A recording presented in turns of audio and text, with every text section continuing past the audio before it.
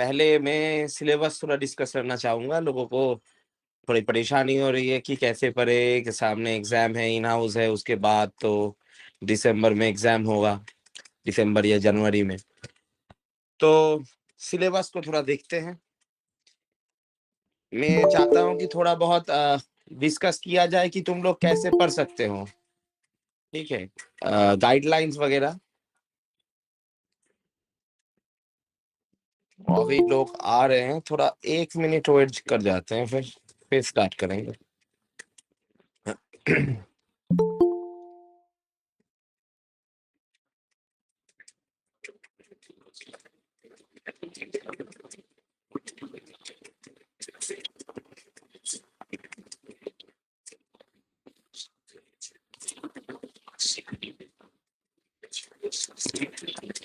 अच्छा, first of all देखो कि जो हमारा टेक्स्ट बुक है कि पीएम कोम, जो पीएम कोम तो ठीक है। 2 चीज़ तुम लोगों को पढ़ना है। First of all the university note जो सर करा रहे हैं, ठीक है? थ्योरम वगैरह, ट्यूटोरियल शीट्स वगैरह, वहाँ पर एग्जाम्पल है, बहुत सारे इम्पोर्टेंट थ्योरम एंड एप्लीकेशंस भी ट्यूटोरियल शीट में है। और बाकी सर जो करा रहे हैं वो तो तुम्हें फर्स्ट हैंड पढ़ना ही है, ठीक है? You have to study. अब जो सिलेबस हमारा है ना कि ये वाला, यहाँ पर देखो 4 यूनिट है। 4 यूनिट में जो यूनिट 1 है उसमें splitting field, normal extension, algebraic closure. Unit 2 में, यूनिट 2 के ट्यूटोरियल ही नॉर्मली हो रहे हैं हमारे साथ, है ना? अभी जो ट्यूटोरियल चल रहा है कि separability, perfect field, fundamental of Galois theory, ये सारे चीज ट्यूटोरियल 2 में है। ट्यूटोरियल 1 वाला, पहले वाला जो था ट्यूटोरियल 1 शीट था, वो यूनिट 1 का कॉरेस्पॉन्डिंग था। इसके बाद और एक ट्यूटोरियल शीट नॉर्मली आता है, 3 tutorial sheets are normally there, ठीक है? तो ये जो सेक्शन है, देखो मैं इन सारे सेक्शन को मैं कुछ स्टेप में बांटना चाहूंगा कि तुम लोगों को पढ़ना क्या है। फर्स्ट ऑफ ऑल कैसे पढ़ना चाहिए फील्ड एक्सटेंशन को। तो कुछ प्रीलिम्स है,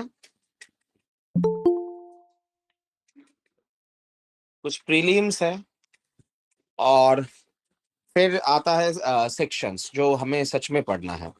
तो प्रीलिम्स में मैंने बहुत बार बोला है कि क्या क्या पढ़ना होगा तुम्हें। रिंग थ्योरी के अंदर जो ईडी, पीआईडी, यूएफडी, आईडीएच जो चीजें हैं, ये थोड़ा देख लेना होगा, ठीक है? सेकेंडली, इरिड्यूसेबल एंड रिड्यूसेबल जो पॉलिनोमियल है वाला जो सेक्शन है, वो इससे पहले तुम्हें वो रिंग्स ऑफ पॉलिनोमियल भी देख लेना चाहिए कि वो भी इम्पोर्टेंट है। मतलब रिंग्स ऑफ पॉलिनोमियल के बेसिस में ही तो हम बहुत सारे काम कर रहे हैं ना। तो रिंग्स ऑफ पॉलिनोमियल जो है, रिंग्स ऑफ पॉलिनोमियल वो वाला, इसके साथ तुम वो आर ओवर ए कब मैक्सिमल होता है, कब प्राइम होता है, ये जो सेक्शन है ना, ये सारी चीज you can study from galleon, ठीक है? इसके लिए तुम्हें अलग से कुछ पीएन कॉम से ही पढ़ना है ऐसा कुछ नहीं है। You can study it from galleon. छोटा सा है, वो छोटा सा ही तुम्हें जानना है, रिवीजन करना है, ठीक है? ये सारे चीज आइडियल्स के अंदर आता है कि ये वाला प्राइम है या मैक्सिमल है, ये सारे चीज तुम्हें जान के रखना होगा। इसके साथ और एक छोटा सा है, फैक्टर थ्योरम वगैरह वगैरह, जो पॉलिनोमियल का रिंग ऑफ पॉलिनोमियल के बाद में ही है। फैक्टर थ्योरम, जीरो थ्योरम जो रूट वाला होता है, वो जो सारे चीजें गैलियन के बुक में है, इजी वे में है। थोड़े जा स्टेटमेंट वगैरह देख लेना, ज्यादा कुछ नहीं। ये वाला चैप्टर अच्छे से पढ़ना चाहिए, इरिड्यूसेबल और रिड्यूसेबल वाला। मैंने एक मेरा क्लास नोट शेयर किया था, you can read it from there. वहां पर छोटे मतलब कॉन्साइसली लिखा हुआ है कि कौन से इरिड्यूसिबिलिटी टेस्ट, कौन से रिड्यूसिबिलिटी टेस्ट हमें जानना होगा, ठीक है? ये प्रीलिम्स वगैरह है, ये तुम्हें जानना चाहिए, क्योंकि इसके बेसिस में you can study the field theory better, ठीक है? थोड़े बहुत पढ़ के आना चाहिए तो आसानी होती है, थोड़े बहुत। एक्सटेंसिवली इसको पढ़ने की जरूरत नहीं है। जो तुमने बीएससी में पढ़े हैं दैट इज सफिशिएंट। अभी जस्ट रिवीजन कर लो छोटा मोटा वगैरह, जो थ्योरम्स अच्छे हैं वो वाले, डेफिनेशन वगैरह थोड़े बहुत, ठीक है? जैसे कम्यूटेटिव रिंग विद यूनिटी है, प्राइम मैक्सिमल होगा, मैक्सिमल प्राइम होगा, ऐसे कुछ चीजें। ठीक है, थोड़े बहुत चीजें जो है। और ये वाला चैप्टर अच्छे से याद रखना, इरिड्यूसिबल एंड रिड्यूसिबल टेस्ट जो है उसको यूज कैसे करते हैं। ठीक है, ये वाला चैप्टर मेनली हमें यूज होता है ये फील्ड थ्योरी में। This is the prelim part. अब आता है मेन सेक्शन। तो मैं एक स्टेप 1 डालता हूं इसके अंदर, कैसे करना है स्टार्टिंग में। देखो, फर्स्ट ऑफ ऑल तुम्हें ये जो QRC ZP ये जो सारे फील्ड है ना, इसके बारे में थोड़ा नॉलेज होना चाहिए। QRC ZP मॉड्यूलो फील्ड है प्राइम के। प्राइम होता है तब फील्ड होता है, ऐसा नहीं कि कोई Z10 भी लिख दे तुम उसको भी फील्ड लगा के चले आओ, उसका भी एक्सटेंशन ढूंढ लो, ऐसा नहीं होना चाहिए। ठीक है, यहाँ पर तुम्हें वो डिविजन वाला वो जो होता है ना, एक Q√2 A+B√2, इसको क्या कुछ बोला जाता है कि Z√2, अभी नाम मुझे याद नहीं आ रहा। ये तो फील्ड एक्सटेंशन है, इससे पहले भी ये इसका एक रिप्रेजेंटेशन भी था जो तुमने मतलब BSc में पढ़े हुए होगे। ठीक है, ये वाले चीज अब ये फील्ड एक्सटेंशन में आ जाएगा, this is the easy part. यहाँ पे ऑफ कोर्स जो डेफिनेशन है ये पढ़ना तो होगा ही। डिग्री वाला बहुत इंपॉर्टेंट है। डिग्री और the dimension of vector space, they are equivalent. Dimension of F/K vector space, और डिग्री किसका, ये वाला चीज। Algebraic element, algebraic extension and transcendental extension, ये सारे चीज छोटे मोटे एग्जाम्पल जो ट्यूटोरियल शीट के एकदम स्टार्टिंग में थे। क्यू के छोटे मोटे example like Q is the subset of Q√2, again subset of Q√2√3, ये ऐसे बहुत सारे एग्जाम्पल ट्यूटोरियल शीट के 1 में थे, ट्यूटोरियल शीट 1 में। ठीक है, ये सारे चीज देख सकते हो। इसके बाद you can study splitting field का डेफिनेशन जो है, डेफिनेशन बहुत अच्छे तरह से आने चाहिए। देखो किसको स्प्लिटिंग फील्ड बोला जाता है, इसको क्या एल्जेब्रिक एक्सटेंशन बोला जाता है, किसको नॉर्मल एक्सटेंशन बोला जाता है। Definition is very important in the field theory. Maximum चीजें डेफिनेशन से ही हो जाएंगे। ठीक है, यही एक अपॉर्चुनिटी है, मतलब बोल सकते हो this is that's why field theory is comparatively easy rather than the core abstract algebra. जिन लोगों को कोड एब्स्ट्रैक्ट अलजेब्रा आता भी नहीं है, वो they can also study field theory very easily. ठीक है, क्यों कैसे कर सकते हो कि तुम्हें एक्सटेंसिवली बहुत कुछ पढ़ने की जरूरत नहीं है। जो नॉर्मल स्टैंडर्ड डेफिनेशंस है और जो इक्विवेलेंट स्टेटमेंट्स है, जो मतलब इक्विवेलेंट स्टेटमेंट का मतलब जो इफ एंड ओनली इफ वाले हैं, वो हमेशा याद रखना चाहिए। You can use if and only if statement in terms of definitions, and again you can use the definition in terms of if and only if statement, because every definition is necessary as well as sufficient condition। ठीक है, इसमें normal extension देखो, सबसे problem तो इसमें ही होता है ना कि नॉर्मल एक्सटेंशन स्प्लिटिंग फील्ड, इसके अंदर सारे रूट मिल जाएंगे, स्प्लिटिंग फील्ड के अंदर सारे रूट मिल जाएंगे या नॉर्मल एक्सटेंशन के अंदर मिल जाएगा। एल्जेब्रिक एक्सटेंशन कैसा है, एक कंफ्यूज मत होना चाहिए इसमें। कंफ्यूजन अगर आ गई कि एल्जेब्रिक एक्सटेंशन में सारे रूट होंगे या स्प्लिटिंग फील्ड में सारे रूट होंगे या मिनिमल एक्सटेंशन में सारे रूट होंगे, किस में होगा, तो कंफ्यूजन नहीं होना चाहिए। डेफिनेशन क्लियरली मतलब अंडरस्टूड होना चाहिए, तभी तुम पढ़ पाओगे बाकी चीजें। कोर थ्योरम के अंदर जो आता है वो टावर लॉ है, टावर रूल, ये वाला देख सकते हो। Existence and uniqueness theorem, existence and uniqueness theorem, uniqueness theorem for splitting field. ठीक है, ये सारे कोर थ्योरम है। इसके अंदर एक चीज लास्ट में करना चाहिए, वो है algebraic closure. Algebraic closure, algebraically closed, algebraic closure, algebraically closed. ठीक है, ये सारे चीज तुम देख सकते हो। ये स्टेप वाला 1 है, एकदम स्टार्टिंग में ये सब चीजें जानना चाहिए। ठीक है, कि अलजेब्रिक क्लोजर क्या है, अलजेब्रिकली क्लोज्ड क्या है, ये सारे चीज, ठीक है। ओके, ये वाला है। इसके बाद स्टेप 2 जो आता है, तो स्टेप 1 में क्या, प्रीलिम में तुम्हें ये जो छोटे वगैरह जस्ट डेफिनेशन, थोड़े बहुत एग्जांपल कि z, 2, x is not principal ideal domain, ये थोड़े बहुत चीजें, एक दो ये जो डेफिनेशन से डेफिनेशन, एक दो एग्जांपल, दैट्स इट, ठीक है। ओके, डेफिनेशन से एक दो एग्जांपल, इससे ज्यादा कुछ नहीं पहले वाले प्रीलिम सेक्शन में। इरिड्यूसिबिलिटी, रिड्यूसिबिलिटी बेटा अच्छे तरह से पढ़ना होगा, ठीक है, अच्छे तरह से जानना चाहिए। ये यहाँ पर फैक्टर थ्योरम वगैरह कुछ है, ये सारे चीज तुम देख सकते हो, कैसे पॉलिनोमियल को फैक्टर किया जाता है, उसके रूट कैसे मिलते हैं, क्योंकि वो सारी चीजें यहाँ पर लग रहा है ना, नॉर्मल एक्सटेंशन में लगेगा, स्प्लिटिंग फील्ड में लगेगा, ये सारी चीजें छोटे करके, you don't need to study is in depth, ये जो प्रीलिम वाला सेक्शन है। यहाँ पर जो स्टेप 1 है सिलेबस के, इसमें तुम्हें definitions, degree of extension and dimension, ये दोनों चीजों में क्लैरिटी आनी चाहिए, दोनों सेम है। कैसे एक्सप्लेन एक्सप्लेन होता है, बेसिस कैसे बनाते हैं, मैंने सिखाया था ऑलरेडी कि एक एलिमेंट का मिनिमल पॉलिनोमियल कैसे निकाला जाता है, कि हमने मेरे बोला था कि एलिमेंट को x मान लो, सपोज 2 दिया हुआ है, उसको x मान लो, ऐसे कुछ करके मैंने दिखाया था क्लास में स्टार्टिंग में, कि कुछ दिया हुआ, सपोज दिया हुआ √2 इक्वल्स टू x मान लो, तो you can get x² - 2 equals to 0, that is the polynomial. ऐसे किया जाता है, क्लास में मैंने डिस्कस किया है, ट्यूटोरियल क्लास में। तो algebraic element, algebraic element, transcendental element और एल्जेब्रिक एक्सटेंशन, ट्रांसेंडेंटल एक्सटेंशन, इसके रिलेटेड जो एक दो थ्योरम्स है, कॉरोलरी है, वो सारी चीजें।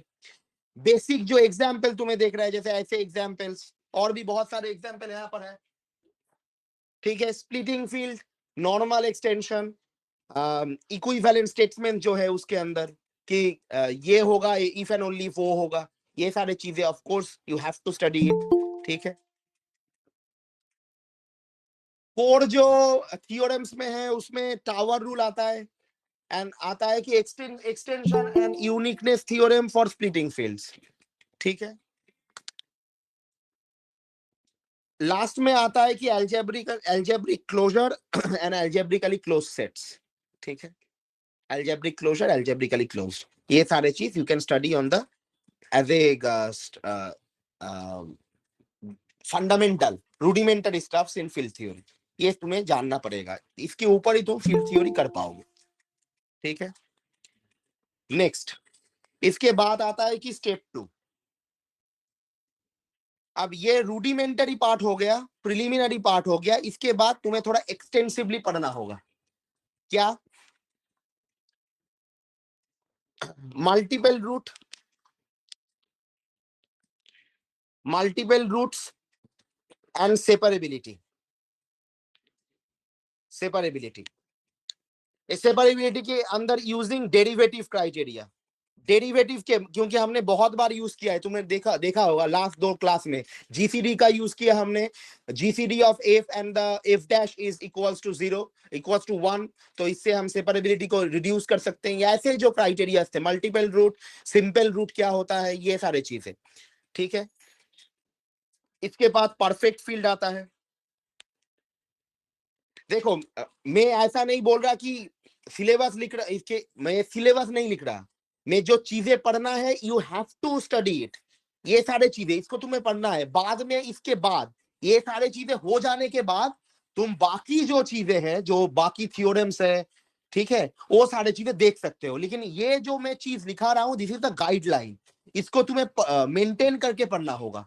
अगर तुम ये सारे चीजें पढ़ लेते हो ना, तो your basic understanding will B clear, ठीक है, बेसिक अंडरस्टैंडिंग क्लियर हो जाएगा।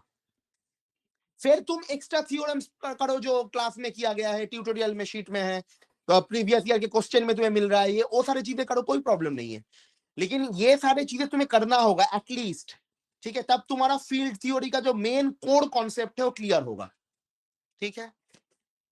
देखो मैंने यहाँ पर भी इफ एंड ओनली स्टेटमेंट के साथ कोर थ्योरम में एक ही दो थ्योरम डाला है, और इफ एंड ओनली स्टेटमेंट है, मैंने ज्यादा कुछ नहीं डाला, बहुत सारे थ्योरम से बोल सकता था, नहीं नहीं बोला, क्योंकि फर्स्ट ऑफ ऑल तुम्हें पहले कॉन्सेप्ट को क्लियर करना होगा, आइडिया क्लियर होना चाहिए, फिर तुम कर पाओगे बाकी थ्योरम्स, ठीक है। और जितना तुम मैच्योर होते जाओगे ना, पहले ही मतलब you are studying the first unit, तो उसमें सारे थ्योरम पढ़ लिया, ऐसा मत करना चाहिए, ऐसा ऐसा मत करना। इससे प्रॉब्लम ये होता है कि यू गेट कंफ्यूज्ड, बहुत सारी चीजें हैं, तुम्हें डर लगने लगेगा, तुम्हें समझ में नहीं आएगा क्या करना है, तुम समझ नहीं पाओगे, कुछ भी नहीं होगा। तो बेसिक अगर तुम एक दो यूनिट कर लेते हो पहले आई कॉन्सेप्ट के बेसिस में, जैसे मैं बोल रहा हूं कर लेते हो, उसके बाद फिर से यूनिट 1 में जो सर ने जो थ्योरम क्लास में किया गया है, करवाया है, बुक में जो थ्योरम्स है, ठीक है, वो सारे चीजें देखो, क्योंकि तुम्हारा कॉन्सेप्ट मैच्योर हो चुका है ना, you understand the step 2 part, you understand the step 2 part as well as step 3 part, तब जब तुम स्टेप 1 में बैक करोगे तो वो सारे मैच्योरिटी तुम्हारे पास होगा, and your understanding will be you know at a good level. तुम समझ पाओगे कि इसका यूज क्या हो रहा है, कहां पे लगेगा, वहां पर हमने लगाया था, किस आइडिया से लगाया था, वो आइडिया तुम्हारे पास है। अब तुम बेसिस वाला जो थ्योरम करोगे ना, जो यूनिट 1 में है, तब तुम्हें वो आसान लगेगा, ठीक है। यही मेन कॉन्सेप्ट होता है पढ़ने का, कि पहले सारे थ्योरम्स पढ़ लेंगे फिर जाएंगे, ऐसे नहीं। You can study just the statement पढ़ लो, सारे थ्योरम नहीं पढ़ पा रहे हो, स्टेटमेंट थोड़ा देख लो, फिर एक दो चैप्टर हो जाने के बाद जब तुम्हारा कॉन्सेप्ट क्लियर हो गया ना, फिर तुम फिर से लौट के आओ, फिर मेन वाला थ्योरम करो। उसके मेन वाला थ्योरम जब करोगे, मतलब बाकी जो थ्योरम्स करोगे, तो ऑलरेडी डेफिनेशन और बाकी जो इक्विवेलेंट थोड़ा बहुत इंपॉर्टेंट थ्योरम जो तुमने पहले बार कर लिया था, वो इजी हो जाएगा, क्योंकि वो ऑलरेडी तुमने पढ़ के रखा था, फिर से तुम रिवाइज करोगे, क्योंकि बाकी थ्योरम पढ़ने के लिए चैप्टर 1 के, सपोज मान लेते हैं हमारे पास 3 चैप्टर है, तो हमने चैप्टर 1 के बेसिक कंसेप्ट पढ़ लिया, एक दो theorem, important theorem, equivalent statement पढ़ लिया, चैप्टर 2 में गए, फिर से वो किया, चैप्टर 3 में गए, फिर से हम चैप्टर 1 में बैक कर रहे हैं, ठीक है। फिर से तुम चैप्टर 1 जब बाकी थ्योरम्स करोगे, तो बाकी थ्योरम्स में वो सारे इंपॉर्टेंट थ्योरम और डेफिनेशन तो लग रहा है ना, तो वो चीज ऑटोमेटिकली रिवाइज हो जाएगा, तो मेन चीज है 2 टाइम्स रिवाइज हो गया, ठीक है।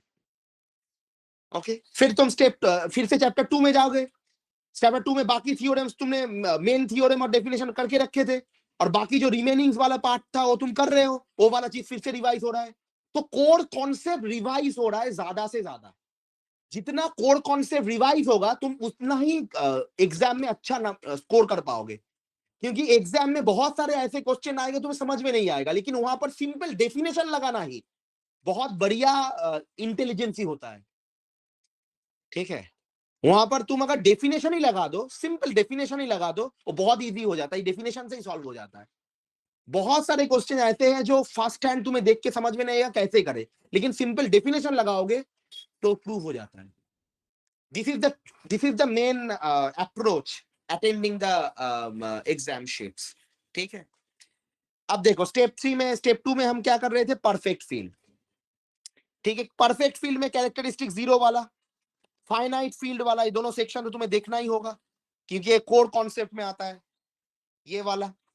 अच्छा, इसके अंदर आर्टिन्स थ्योरम्स है, कोर थ्योरम के अंदर, ठीक है, कोर थ्योरम के अंदर आर्टिन्स थ्योरम है, ये करना ही करना है, ठीक है। बहुत इंपॉर्टेंट थ्योरम है आर्टिन्स थ्योरम, बहुत काम आता है। और fundamental theorem of Galois theory, fundamental theorem of Galois theory,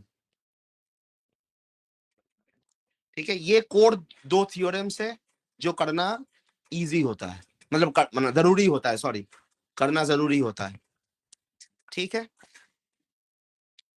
तो तुम ऐसे इसको समझ पाओगे कि पहले देखो गाल्वा थ्योरी का साथ रिलेशन क्या है, व्हाट इज द रिलेशन, मतलब गलवा ने क्या किया है यहाँ पर, उसने सब फील्ड का जो कॉन्सेप्ट है और सब ग्रुप का जो कॉन्सेप्ट है, उसके अंदर एक कॉरेस्पॉन्डेंसी दिखाया है, ठीक है। सब फील्ड और सब ग्रुप के अंदर कॉरेस्पॉन्डेंसी दिखाया है, बहुत इजी है असल में, it is not a tough thing, कि कितने सब फील्ड है, जितने सब ग्रुप्स है। अब किसके subgroup, you have to study automorphisms, जितने सब ग्रुप्स है कॉरेस्पॉन्डिंग उन्हें सब फील्ड है, जितने सब फील्ड है उतने सब ग्रुप्स है, तो सारे पूरा फील्ड थ्योरी को ग्रुप थ्योरी के अंदर लिंक कर दिया। वेरी ब्रेव रिसर्च असल में, एक गलवा थ्योरी, इसके साथ नॉर्मल और सेपरेबल जो रिलेशन होता है, normal plus separable, finite extension, गलवा एक्सटेंशन होता है, ऐसा कुछ जो बेसिक जो डेफिनेशंस वगैरह है, बेसिक जो आइडियाज है, ये सारे चीजें। ठीक है, यहाँ पर तो स्टेप 2 के अंदर क्या है, multiple root separability, of course using derivative. Derivative वाला नॉलेज तुम्हें यहाँ पर मिलेगा। ये जो हम यूज करना GCD of f comma f dash equals to 1, ये फैक्टर थ्योरम के अंदर, वो फैक्टर थ्योरम वाला जो चैप्टर है उसके अंदर है, गैलियन के बुक में। ठीक है, ये सारी चीजें गैलियन के बुक से। इसके साथ परफेक्ट फील्ड तो पढ़ना ही है, थोड़े रिलेटेड जो थ्योरम्स है परफेक्ट फील्ड के, एक दो इंपॉर्टेंट थ्योरम है वो वाला कर लेना। कोर थ्योरम के अंदर आर्टिन थ्योरम आता है, फंडामेंटल थ्योरम गलवा थ्योरी आता है, सब फील्ड और सब ग्रुप के साथ एक रिलेशन, कॉरेस्पॉन्डिंग रिलेशन, ये तुम्हें याद रखना है, this the purpose of studying गलवा थ्योरी। ठीक है, ये सारी चीजें हम देखेंगे यहाँ पर है। ठीक है, ये गया तुम्हारा स्टेप 2। अब स्टेप 3, ये सारे चीजें हो जाने के बाद, मैं अभी भी बोल रहा हूं कि सारे चीजें पहले मत पढ़ने जाना, कोर कॉन्सेप्ट चीजें पढ़ना, जो मैं यहाँ पर लिख रहा हूं इसको पहले फॉलो अप करना। ये दो जो मेन चीजें हैं ना, ये पढ़ने के लिए ज्यादा टाइम नहीं लगेगा, you can study it in 1 week, max to max 1 week के अंदर, 1 हफ्ते के अंदर सारा हो जाएगा। अगर तुम ज्यादा टाइम इन्वेस्ट करते हो तो पूरा रिवीजन ही हो जाएगा। ठीक है, मतलब फील्ड थ्योरी पढ़ना बहुत मतलब टाइम कंज्यूमिंग नहीं है, बहुत इजी है। ठीक है, क्योंकि लोग फील्ड थ्योरी को कुछ ऐसे एक्सप्लेन करते हैं कि हमें टफ लगने लगता है, लेकिन वो टफ है नहीं। बाकी एब्स्ट्रैक्ट अलजेब्रा बहुत टफ है, फील्ड थ्योरी बहुत इजी है, ये याद रखना। ठीक है, और डाउट होता है तो पूछ ही रहे हो तुम लोग, तो पूछते रहना, और क्या। देखो स्टेप 3 जो है, इसके अंदर तुम्हें मेन जो चीज पढ़ना है बहुत important, roots of unity. You did study it in complex analysis, roots of unity and cyclotomic polynomial। Cyclotomic polynomial, ये साइक्लोटॉमिक पॉलिनोमियल भी तुम्हें यहां पर दिखेगा। ये जब तुम इरिड्यूसिबिलिटी रिड्यूसिबिलिटी टेस्ट करोगे ना, तो साइक्लोटॉमिक पॉलिनोमियल के बारे में एक स्टेटमेंट है इरिड्यूसिबिलिटी के ऊपर। ठीक है, वो वहां पर भी तुम्हें देखने को मिलेगा। तो ये जो इरिड्यूसिबिलिटी रिड्यूसिबिलिटी जो होता है वो यहाँ पर काम आता है, रूट्स ऑफ यूनिटी, साइक्लोटॉमिक पॉलिनोमियल, ये वाले चीज है। अच्छा, इसके बाद फ्रोबेनियस मैप्स, ये तो पढ़ना ही चाहिए, बहुत इंपॉर्टेंट कॉन्सेप्ट है Frobenius map. F P N जो है फाइनाइट फील्ड्स के ऊपर, साइक्लिक मल्टीप्लिकेटिव ग्रुप, फील्ड के अंदर नॉन जीरो एलिमेंट को छोड़ के, मैंने जीरो एलिमेंट को छोड़ के बाकी जो ग्रुप होता है साइक्लिक ग्रुप होता है अंडर मल्टीप्लिकेशन, बहुत इंपॉर्टेंट थ्योरम है। इसके अंदर एक कोर थ्योरम आता है कि प्रिमिटिव, इसके बाद मैं बुक भी दिखाऊंगा, पीएन कॉम से भी दिखाऊंगा, चिंता मत करना। मैं पहले एक गाइडलाइन बोल रहा हूं, इसके बाद पीएम कौन भी बोलूंगा। आज के क्लास में शायद मैथ हो ही ना पाए, लेकिन मैं फिर भी कराना चाहूंगा क्योंकि एक दो क्वेश्चन करवाना पड़ेगा। Primitive element theorem, Steinitz theorem uniqueness के ऊपर, ये यूनिकनेस के रिलेटेड है। जो स्टेटमेंट यूनिकनेस के ऊपर क्वेश्चन होता है ना, जो स्टेटमेंट का मेन मतलब आउटकम जो यूनिकनेस देता है, आउटकम यूनिकनेस है, एक यूनिक प्रॉपर्टी है या इक्विवेलेंट प्रॉपर्टी है, वो सारे स्टेटमेंट इंपॉर्टेंट होते हैं। अगर किसी स्टेटमेंट का मेन आउटकम है if and only if condition, equivalent criteria या यूनिकनेस, ऐसे चीजें और एग्जिस्टेंस, ये सारी चीजें इंपॉर्टेंट होते हैं। ठीक है, इनके ऊपर बहुत कंस्ट्रक्टिव काम किया जाता है, बहुत सारे थ्योरम इसके ऊपर ही है। अगर तुम्हें एक थ्योरम पता है तो सारे थ्योरम इजीली हो जाएंगे, उसके कोरोलरी से हो जाएगा। ठीक है, यहाँ पे ये कंस्ट्रक्शन में करवाता हूं मेरे एमएससी बैचेस को भी, कि F9 का कंस्ट्रक्शन लिखो, F8 का कंस्ट्रक्शन लिखो। ठीक है, ऐसे कंस्ट्रक्शन, मतलब F8 मतलब क्या है कि Z2 के ऊपर बनता है ना, ये F8 Z2 के ऊपर बनता है, ये F3 के Z3 के ऊपर बनता है, ये सारे एक्सटेंशन, इनका कंस्ट्रक्शन जो है बहुत इंपॉर्टेंट है। ठीक है, इनका कंस्ट्रक्शन जो है बहुत इंपॉर्टेंट है। अगर कोई चाहे, you can ping me on the group, मैं एक नोट से स्क्रीनशॉट लेके भेज दूंगा, एक दो कॉन्स्ट्रक्शन, ठीक है, तुम वहां पर देख सकते हो, अगर तुम्हें लगता है तो मांग लेना, ठीक है। ठीक है, मुझे इतना याद नहीं रहता क्या भेजना क्या ना भेजना है, एक बार मांग लेना कि सर वो कॉन्स्ट्रक्शन आपने बोला था, मैं भेज दूंगा स्क्रीनशॉट लेके, ठीक है। अच्छा, तो ये वाला गया, तो ये वाला था हमारा स्टेप 3। देखो इसके बाद एक जो होता है ना स्टेप 4, जो step 4 which corresponding to our syllabus unit 4, ये सारे यूनिट को मेंटेन करके मैंने सारे यूनिट को बोला है ना, step 1 is the unit 1 of the syllabus, ठीक है। Step 1 is the unit 1 of the syllabus, step 2 is the unit 2 of the syllabus, step 3 is the unit 3, step 4 is the unit 4, ठीक है। अब जो स्टेप 4 में है, यहां पर मेन जो चीजें हैं ना वो कंप्यूट करना है कि गालवा ग्रुप जो है उसका ऑर्डर निकालो ओवर क्यू, ठीक है। एक एक गालवा ग्रुप है X to the power 4 minus 2 polynomial के कॉरेस्पॉन्डिंग, इसका गालवा ग्रुप कैसा होगा, ठीक है। तो यहां पर तुम्हें एनालाइज करना है क्यूबिक और क्वाड्रेटिक सॉल्वेबिलिटी, ठीक है, क्यूबिक एंड क्वाड्रेटिक सॉल्वेबिलिटी।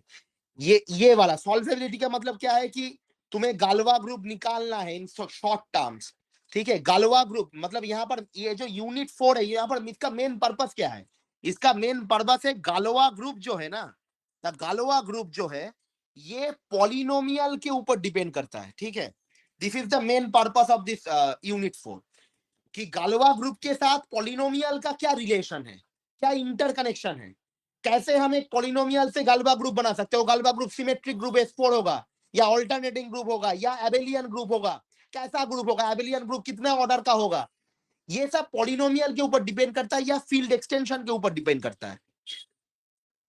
तो इसके ऊपर क्वेश्चन होता है, यहां पर यही मेन पार्ट है, ठीक है। यहाँ पर सिलेबस में बहुत कुछ बोला गया होगा, लेकिन main part Galois theory, equation, theory of natural rationalities, ऐसे बहुत कुछ है, लेकिन इसका मेन जो कोर पार्ट है ये मैंने यहाँ पर सारे कोर पार्ट ही लिखा है, सारे मैंने यूनिट 1 2 3 4 से झाप नहीं दिया, ठीक है। I didn't copy it from the units, ठीक है। जो कोर पार्ट है मैं वही बोल रहा हूं, जो तुम्हें पढ़ना ही पढ़ना है, ठीक है। तो यहाँ पर यूनिट 4 में तुम्हें क्या पढ़ना है, मतलब स्टेप 4 में तुम्हें गालवा ग्रुप कंस्ट्रक्ट करना है, सच में किसके हिसाब से, पॉलिनोमियल के हिसाब से, ठीक है। मेन पॉलिनोमियल जिसके ऊपर क्वाड्रेटिक एंड क्यूबिक के ऊपर ज्यादा आता है, क्योंकि यो वाले बहुत टफ होते हैं, स्क्वायर वाले इजीली हो जाते हैं, ठीक है। लेकिन तुम वो एक मतलब 2 3 4 ये जो डिग्री वाले हैं ना, दो माने डिग्री 2 वाले पॉलिनोमियल, डिग्री 3 वाले एंड डिग्री 4 वाले, ये पॉलिनोमियल का जो रिड्यूसिबिलिटी इरिड्यूसिबिलिटी रूट निकालना, ये थोड़ा बहुत आना चाहिए, ठीक है। क्वाड्रेटिक पॉलिनोमियल में बहुत ज्यादा टफ कुछ नहीं देता, लेकिन हाँ क्वाड्रेटिक पॉलिनोमियल कैसे सॉल्व किया जाता है इसके ऊपर गैलोवा ग्रुप का जो कंस्ट्रक्शन है डिपेंड करता है। थोड़े बहुत कुछ क्वेश्चन ऐसे आते हैं एमएससी में जहां पर क्वाड्रेटिक या क्यूबिक या बाई क्वाड्रेटिक पॉलिनोमियल्स जो होते हैं, मतलब सपोज बाई क्वाड्रेटिक का मतलब डिग्री 4 है, तो उन सारे पॉलिनोमियल को सॉल्व करना पड़ता है फर्स्ट ऑफ ऑल, कि एक 4 डिग्री का पॉलिनोमियल हम कैसे सॉल्व करें, जो तुमने थ्योरी ऑफ इक्वेशन में किया होगा, थ्योरी ऑफ इक्वेशन या theory of polynomial, classical algebra जो बोला जाता है, ये बीएससी में एकदम स्टार्टिंग में होता था ना, theory of polynomial, theory of equations, वो सारे चीजें होता था, वहां पर तुमने देखा होगा कि कार्डन्स मेथड था, फेरारीज मेथड था, ठीक है, जहां पर डेकार्ट रूल ऑफ साइन था, स्टम्स डिकम्पोजिशन था, ऐसे सारे चीजें जो थे वहां पर तुमने देखा होगा कि बाई क्वाड्रेटिक कैसे सॉल्व किया जाता है, क्यूबिक पॉलिनोमियल कैसे सॉल्व किया जाता है, ये सारी चीजें थोड़ा बहुत ये लग जाता है। यहाँ पर कुछ ऐसे पॉलिनोमियल के क्वेश्चन आ जाते हैं जहां पर ये ग्रुप बनाने के लिए वो सारे चीजें यूज होते हैं, मतलब वो पॉलिनोमियल सॉल्व आना चाहिए थोड़े बहुत, ठीक है। तो ये चीजें देखना, तो ये था सिलेबस का मेन जिस्ट जो तुम्हें करना होगा। तो first of all basic definitions वगैरह, degree of extension, dimension, algebraic transcendental extension, ऐसे स्प्लिटिंग फील्ड, नॉर्मल एक्सटेंशन के definition and equivalent criteria, tower rule, existence and uniqueness बहुत इंपॉर्टेंट है, algebraic close and algebraically close. Unit 1 का जो corresponding step 1 है ना, ये इसको बहुत थॉरोली पढ़ना होगा, बहुत thoroughly, otherwise you didn't understand anything further. ठीक है, ये अच्छे से पढ़ना, इसके अंदर 2-3 दिन टाइम डिवोट कर देना, बहुत नेसेसरी है। फिर स्टेप 2 बहुत कंपैरेटिवली इजी है, थोड़ा समझना ज्यादा पड़ता है क्योंकि ट्यूटोरियल शीट में भी तुम देख रहे हो थोड़ा ज्यादा एक्सप्लेन करना पड़ रहा है, लेकिन ये मतलब ये अंडरस्टैंडिंग में क्लियर होगा अगर तुम्हारा यूनिट 1 वाला जो है, जो मैंने यहाँ पर स्टेप 1 में समझाया है, इसको अगर तुम अच्छे से समझ जाओ। ठीक है, परफेक्ट फील्ड इंपॉर्टेंट है, सेपरेबिलिटी इंपॉर्टेंट है, Artin's and fundamental theorem of Galois theory important है। यहाँ पर roots of unity and cyclotomic polynomial तुम्हें पहले ही दिख जाएगा, मैंने इसको लिख के रखा है क्योंकि इसके ऊपर ही क्वेश्चन होता है। असल में क्वेश्चन होता है ये जो दो थ्योरम है ना, कोड जो थ्योरम है, साइक्लिक मल्टीप्लीकेशन ग्रुप, इसके अंदर इससे इससे क्वेश्चन आते हैं, साइक्लिक मल्टीप्लीकेशन ग्रुप, इसके रिलेटेड कुछ थ्योरम भी होगा। एक ग्रुप साइक्लिक होता है, इसका इसका ऑर्डर इतना होता है तो वो ग्रुप साइक्लिक होता है, ऐसा कुछ था। ऐसा नहीं, कोई थोड़े बहुत 1-2 थ्योरम्स है इंपॉर्टेंट, वो वाले देख लेना। ठीक है, इसके इसके रिलेटेड प्रिमिटिव एलिमेंट थ्योरम, ये वाला इंपॉर्टेंट है, करना पड़ेगा, कुछ कर नहीं सकते। और सबसे इंपॉर्टेंट है ये कंस्ट्रक्शन, कि ऐसे कुछ कंस्ट्रक्शन है कि F9 बनाओ, F8 कंस्ट्रक्ट करो Z2 से। ठीक है, ये इंपॉर्टेंस है, करना ही होगा। यहाँ पर तुम्हें कंप्यूटेशन ही मेन करना है, स्टेप 3 एवं स्टेप 4 में। स्टेप 4 में वो मैंने जब अभी जो बताया कि गलवा ग्रुप बनाना है पॉलिनोमियल से, यही मेन काम है इसका। यहाँ पर मेन काम है कंस्ट्रक्शन करना, F2 से F8 का, F3 से F27 भी बनाने के लिए बोलता है कि F3 है उसका एक्सटेंशन बनाओ, जो तुम्हें दे रहा है कि F27, और या Z2 है उसका एक्सटेंशन बनाओ जो दे रहा है F16 ऐसे भी बनाने के लिए देता है, तो देता है। ठीक है, ये तुम देखना, तुम्हें ये सब देखना पड़ेगा। तो ये था कोड गाइडलाइन जो तुम्हें सिलेबस को मेंटेन करके पढ़ना होगा। मुझे 1-2 बार बोला गया था कि गाइडलाइंस बताने के लिए, मैंने गाइडलाइंस बता दिया क्या क्या करना होगा, इसके अंदर क्या क्या चीज तुम्हें पहले करना होगा। और पहले स्टेप 1, स्टेप 2, स्टेप 3 करके में पढ़ लेना, फिर से कम बैक करना स्टेप 1 में, बाकी जो थ्योरम से करना, मैंने ऑलरेडी बोल दिया, मैं बार बार नहीं बोलना चाहता। हो गया, इसके बाद हम जाएंगे, ये क्यों बंद हो जा रहा भाई?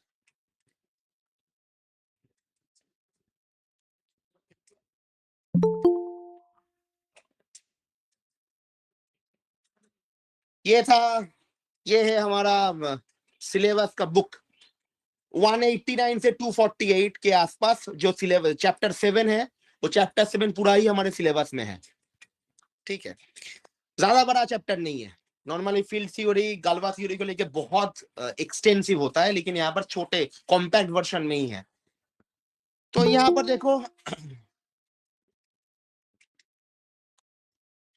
यहाँ पर देखो कि फील्ड थ्योरी, तो मैं बुक से भी बोल दे रहा हूँ कि field theory and their extension, यहाँ पे देखो, पहले जो थ्योरम से every field has a at least a subfield, prime subfield, ये प्राइम सब फील्ड के ऊपर क्वेश्चन था, ट्यूटोरियल शीट में भी एक क्वेश्चन है ऐसा। ये तो टावर रूल जैसा है, फील्ड है गिवन एनी वेक्टर ऐसा डायमेंशन, टावर रूल है। ये सारे थोड़े बहुत चीजें हैं जो देखना पड़ेगा तुम्हें। ट्रांसेंडेंटल, ये सारे चीजें अभी देखने की जरूरत नहीं है। ईबीआई एक्सटेंशन, हाँ यहाँ पर देखो, alpha be transcendental element, then K alpha is K X, बहुत इंपॉर्टेंट है। Alpha is algebraic element, then K alpha equals to K alpha, ये वाला फील्ड वाला के अल्फा है, मैंने क्लास में समझाया था, ये जो के अल्फा है फर्स्ट ब्रैकेट वाला फील्ड का है, ये रिंग वाला है, जो थर्ड ब्रैकेट में हो रिंग वाला होता है, ये दोनों सेम होता है। बहुत इंपॉर्टेंट, एक छोटा सा प्रूफ भी है, क्लास में शायद किया गया होगा। Field extension is algebraic if it is generated by algebraic elements, easy है, कुछ भी नहीं है इसके अंदर। Extension is generated by finite number of algebraic element, then ek is finite and sum and product of algebraic element, basic, these are the basics theorem. Exercise में देखो, tutorial sheet के पहले वाला क्वेश्चन ही एक्सरसाइज में दिया गया है।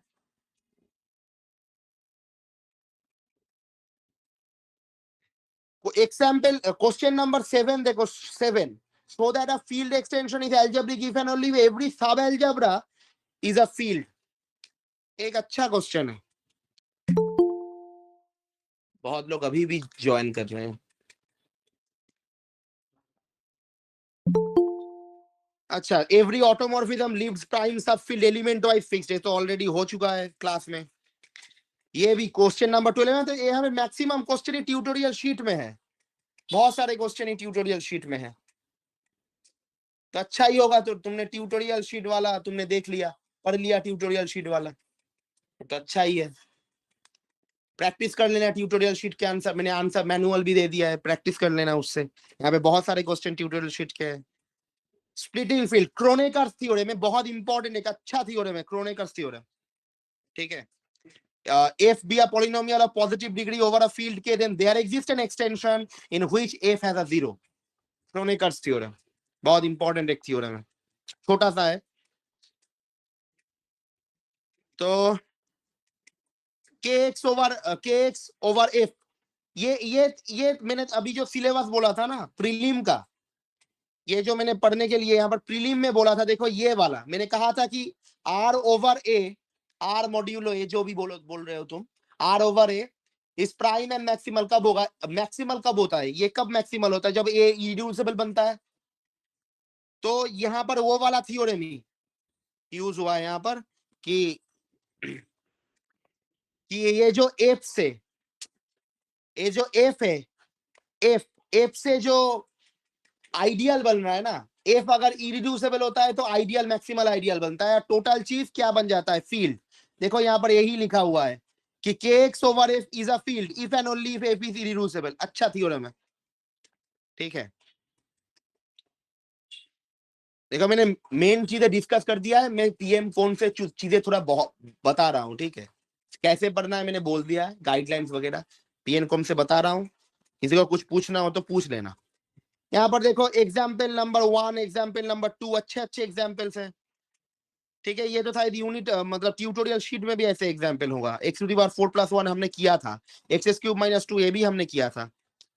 Normal extension का डेफिनेशन मैंने ऑलरेडी पढ़ने के लिए बोल दिया है। देखो इफ एंड ओनली इफ, मैंने ये भी बोला था कि अगर इक्विवेलेंट स्टेटमेंट होता है, इफ एंड ओनली छोड़ना मत, क्योंकि क्योंकि वो डेफिनेशन का काम करता है। क्या बोला है, नॉर्मल है, if and only every minimal splitting field of a polynomial over के।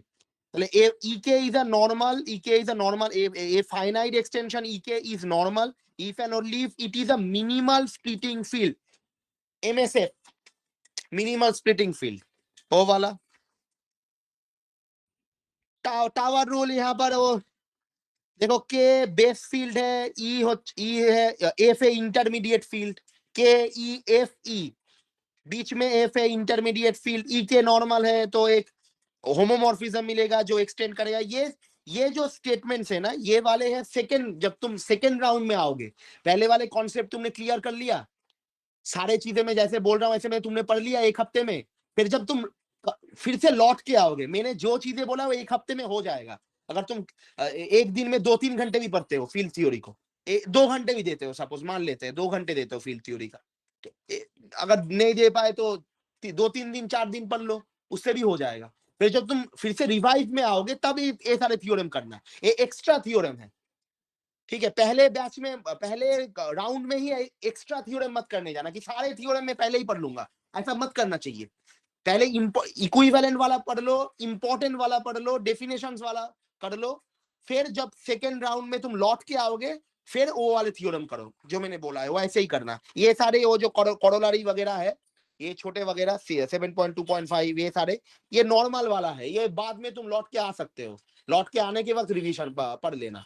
फर्स्ट राउंड में मत पढ़ने जाना, तो बहुत कुछ पढ़ना पड़ेगा, फ्रस्ट्रेटेड हो जाओगे। आइजेंस्टाइन क्राइटेरिया तो इरिड्यूसिबिलिटी का है, छोड़ो, हमें क्या। एल्जेब्रिक क्लोजर पढ़ना होगा, एल्जेब्रिकली क्लोज्ड मैंने ऑलरेडी बता दिया था। Every algebraically closed field is finite, infinite दिया गया है, अच्छी बात है, पढ़ लेना। Then any two minimal splitting field over K is isomorphic, proposition 7.3.2 देखो, minimal splitting field is isomorphic. Isomorphic का मतलब क्या है, दो चीजें इक्विवेलेंट है, इक्विवेलेंट क्राइटेरिया। ये सेकेंड राउंड के लिए नहीं है, this is for the first round. ये तुम्हें पहले ही राउंड में पढ़ना होगा, दिस इज इंपॉर्टेंट थ्योरम, ठीक है। तो ये मत समझ लेना अरे सर ये तो इफ एंड ओनली इफ नहीं था, आपने बोला था मैंने पढ़ा ही नहीं, सेकेंड टाइम में लौट ही नहीं पाया, एग्जाम आ गया। ये इंपॉर्टेंट थ्योरम यहाँ पर बोला गया है, they are isomorphic, they are not different, they are not different, they are equivalent, they might not be equal, might not be same, but equivalent, ठीक है। ये भी एक यूनिकनेस टाइप का ही होता है कि अलग नहीं है, they are isomorphic, up to isomorphic, out up to isomorphism, they are equal up to isomorphism, ऐसे ही है। तो दो अलग अलग चीजें ले लो, दो आइसोमॉर्फिक बन रहा है, तो ये तो इक्विवेलेंट स्टेटमेंट बन गया, या तुम बोल सकते यूनिकनेस वाला बन गया। Minimal splitting field set of all polynomial is algebraic, ये अच्छा है। के बी अ फील्ड है 7.3.4, K be a field, then a minimal splitting field for the set of all polynomials over K is a algebraic closure of K, अच्छी theorem है। ये देखो, show that algebraic closure of a countable field is again countable, अच्छी को एक exercise 1 अच्छा है। Algebraic closure of a countable field is again countable.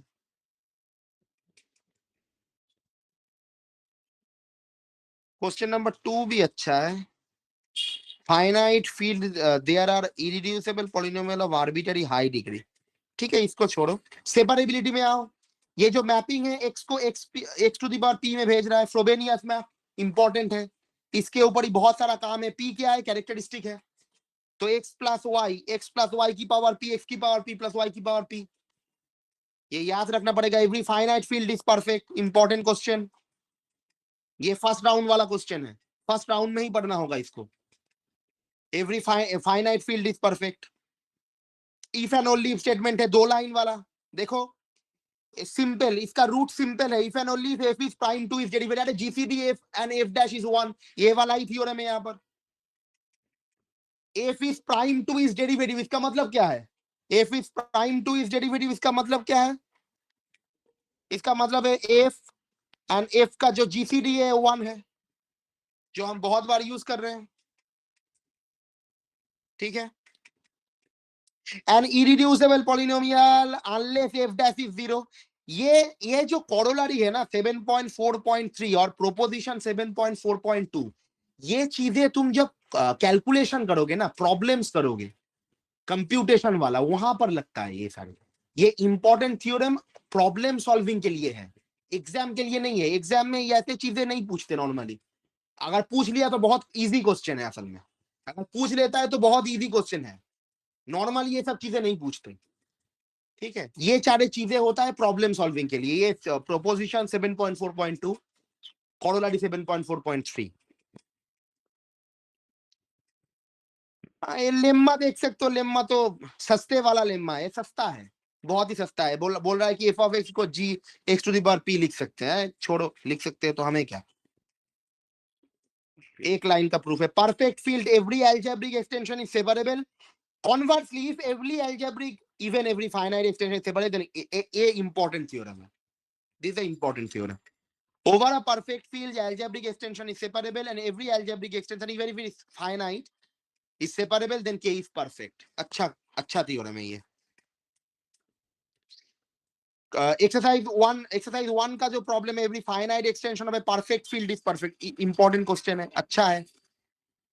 बाकी इरिड्यूसिबल है, all zero have the same multiplicity, एकदम सही बात है। क्वेश्चन नंबर 2 भी इजी है, करना चाहिए। क्वेश्चन नंबर 4 वाला, क्वेश्चन नंबर 3 तो ए में ही है, ट्यूटोरियल शीट में ही है। Question number 4, every field is characteristic P can not have the nth root unless n is a prime to p, ये भी अच्छा क्वेश्चन है। और बाकी 1 2 3 4 5, क्वेश्चन नंबर 5 भी अच्छा है, बाकी नहीं, बाकी ठीक है। क्वेश्चन नंबर 5 तक कर सकते हो तुम लोग। यहाँ पर prime characteristic p show that if an element alpha is an extension of k is separable over k alpha to the power p। देखो एक चीज मान लो, मैंने जो अप्रोच बोला है और जो मैंने कहा है कि यूनिवर्सिटी नोट और ट्यूटोरियल क्लास को फॉलो करो, उससे तुम्हें फर्स्ट ऑफ ऑल पढ़ना पड़ेगा, ठीक है। वैसे मैंने जो अप्रोच बोल दिया अभी, स्टेप 1 स्टेप 2 स्टेप 3 करके ऐसे तुम पढ़ो। ये इन हाउस एग्जाम के लिए मैं नहीं बोल रहा हूँ, मैं मेन एग्जाम के लिए बोल रहा हूँ। इन हाउस एग्जाम के लिए थोड़ा बहुत मतलब जो क्लास में हुआ है ना, इंटरनल एग्जाम में जो क्लास में हुआ है वही चीजें आते हैं, इजी वाले, बहुत टफ क्वेश्चन नहीं आते, ठीक है। इंपॉर्टेंट थ्योरम वगैरह आता है, दो तीन क्वेश्चन पूछ लेते, प्रॉब्लम सॉल्विंग वाला, एक दो डेफिनेशन पूछ लेता है, उससे ज्यादा नहीं होता, ठीक है, वो इजी होते हैं। लेकिन मैं जो पूरा बोल रहा हूँ सिलेबस के बारे में, ये मैं सेमिस्टर 1 के एग्जाम के बारे में बोल रहा हूँ, ठीक है। तो उस सेमिस्टर 1 के एग्जाम से तुम्हें इन हाउस एग्जाम में भी मदद मिल जाएगा। Automorphism of field extension, Dedekind lemma, रे छोड़ो, कौन पढ़ने जाएगा।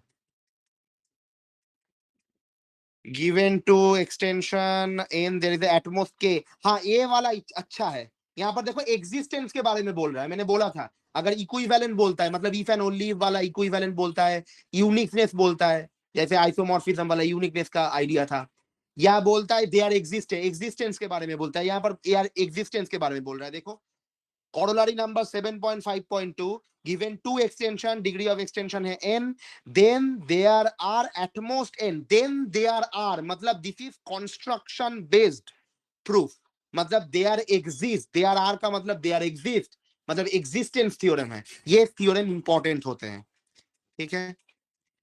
देखो सी और आर के बीच का डायमेंशन 2 है, क्योंकि कॉम्प्लेक्स ओवर रियल 2 डायमेंशन का होता है, एक रियल प्लेन, रियल एक्सिस होता है, एक इमेजिनरी वाला, तो there are two automorphism. Q alpha over Q, अच्छा क्वेश्चन है, एग्जाम्पल नंबर 2 अच्छा है, हमने किया भी होगा।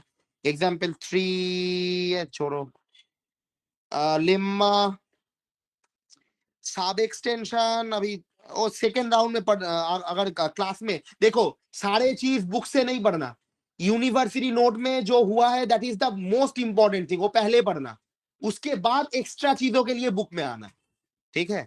मैं जैसे बोला स्टेप 1 स्टेप 2 स्टेप 3, वैसे तुम यूनिवर्सिटी नोट और बुक को कंबाइन करके मेन चीजें पढ़ लो, फिर सेकेंड टाइम जब आओगे तो यूनिवर्सिटी नोट में और जो एक्स्ट्रा चीजें हैं वो सारी चीजें पहले कंप्लीट करो, ट्यूटोरियल शीट कंप्लीट करो, फिर बुक में आओ, ठीक है, फिर बुक में आओ, क्योंकि तुम्हें अच्छे नंबर भी लाने हैं, ठीक है। इट इज मतलब ये बोलना अच्छी बात नहीं है कि बुक पहले मत पढ़ो, normally I can not suggest it as a academician, and मैं खुद भी पढ़ाता हूं, मैं ऐसा कभी नहीं बोल सकता, लेकिन एग्जाम में अच्छे स्कोर भी करना है, that is natural process, this is also important. So जैसे एग्जाम में अच्छे स्कोर करने के लिए तुम्हें वो फॉलो अप करना होगा, पहले वो जो स्टेप 1 स्टेप 2 स्टेप 3 स्टेप 4 करके मैंने बोल दिया, वो सारी चीजें यूनिवर्सिटी नोट और बुक से पढ़ लो, वो सारी चीजें पहले। सेकेंड राउंड में जो तुम बैक कर रहे हो, एक्स्ट्रा चीजें पढ़ रहे हो, यूनिवर्सिटी नोट और ट्यूटोरियल शीट से पढ़ो, फिर थर्ड राउंड में तुम बुक से कुछ देख लेना, ठीक है, क्योंकि पहले तुम्हें पास करना है अच्छे नंबर लेके। सब एक्सटेंशन है बहुत अगर क्लास में सर कराए होंगे सब एक्सटेंशन तभी पढ़ना, अदरवाइज मत पढ़ना सब एक्सटेंशन।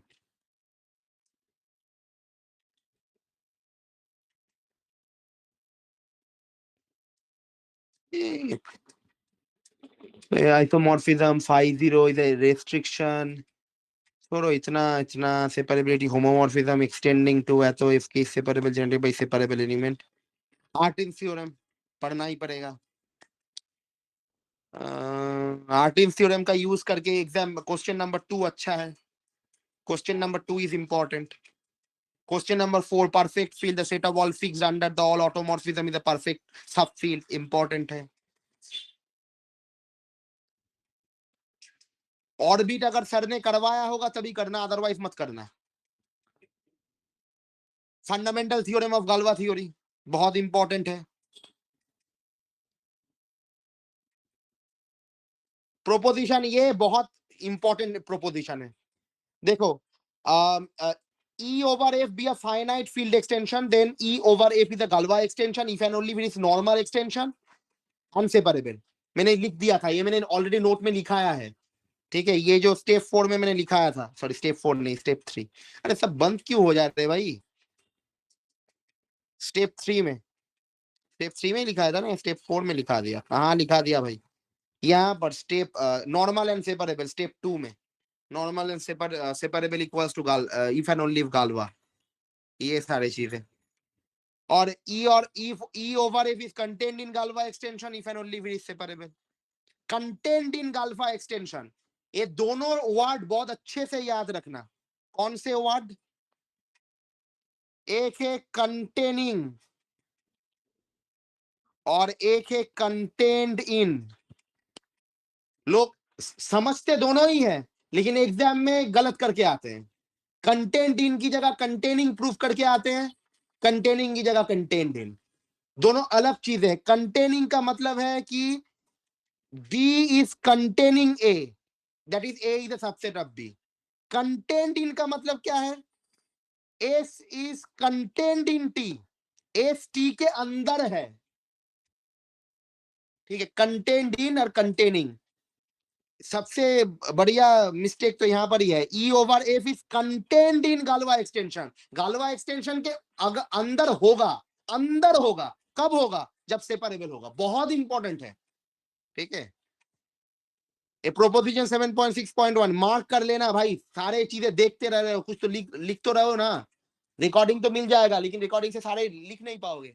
अभी लिख लेना थोड़ा बहुत, जितना हो सके, बाकी रिकॉर्डिंग से मैच कर लेना।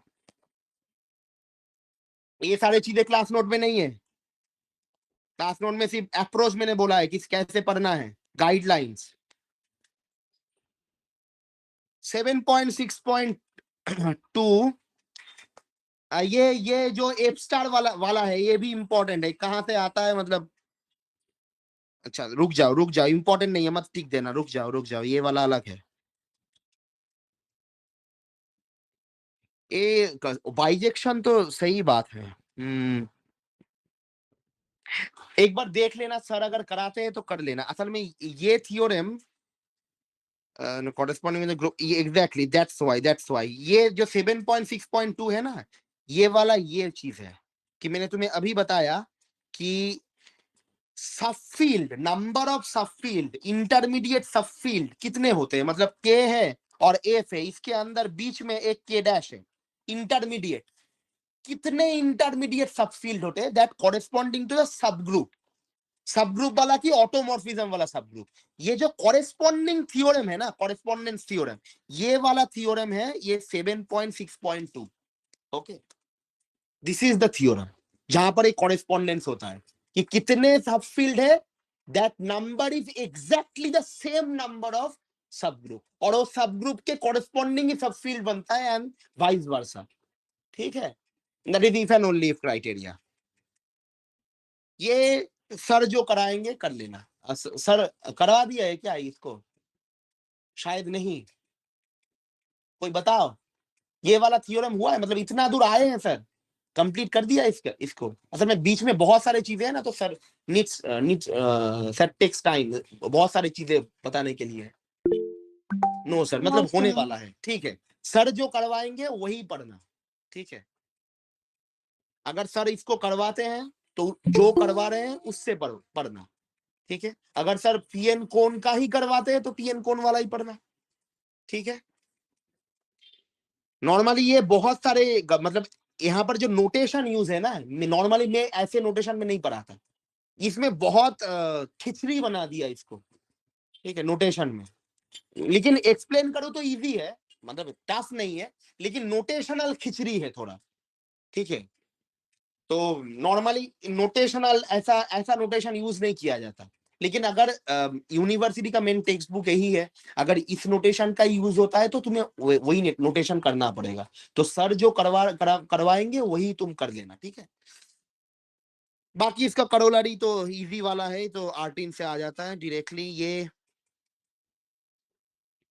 ये वाला, ये जो पर्टिकुलर के अंदर है ना, ये जो पर्टिकुलर करोलरी 7.6 के अंदर जो पर्टिकुलर वाला पार्ट है, Galois group F over K, F over F का जो मतलब F is the extension of K, इसके ऊपर जो गलवा ग्रुप है, this is isomorphic to G over H, मतलब कोशेंट ग्रुप के साथ आइसोमॉर्फिक होता है। मैंने तुम्हें यहां पर एक चीज बताया था कि यहाँ पर गलवा ग्रुप जो स्टेप 4 है, वहां पर तुम्हें गलवा ग्रुप बनाना पड़ेगा कि एक पॉलिनोमियल के कॉरेस्पॉन्डिंग या एक फील्ड एक्सटेंशन के कॉरेस्पॉन्डिंग गलवा ग्रुप तुम्हें बनाना होगा। कौन सा गलवा ग्रुप आता है, सिमेट्रिक आता है, अल्टरनेटिंग आता है, क्या एबेलियन आता है, नॉन एबेलियन आता है, कुछ क्या आता है वो तुम्हें बनाना होगा।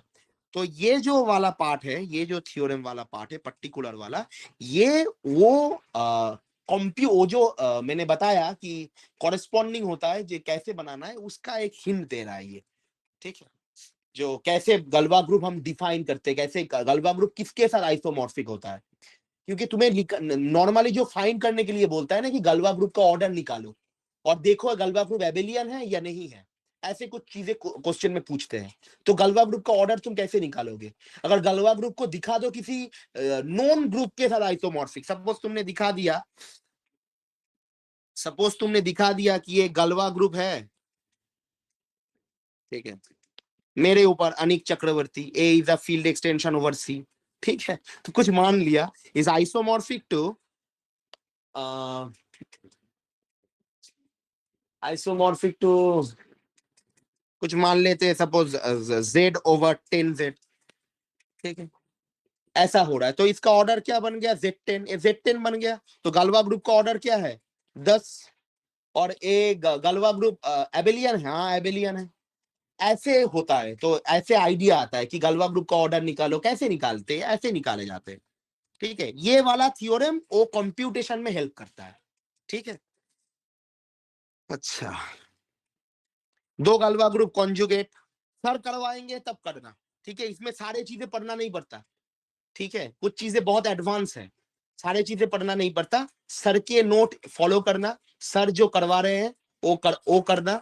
ठीक है, पहले, और बाद में एक बार प्रीवियस ईयर वाले क्वेश्चन अगर तुम्हें मिल सकते हैं फील्ड थ्योरी के, तो एक बार देख लेना प्रीवियस ईयर वाले क्वेश्चन अगर मिल जाते हैं किसी को।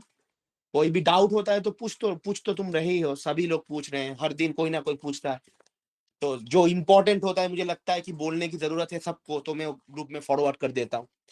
तो पूछते रहना, मुझे भी, सर को भी पूछते रहना, जो डाउट होता है क्लियर कर लेना।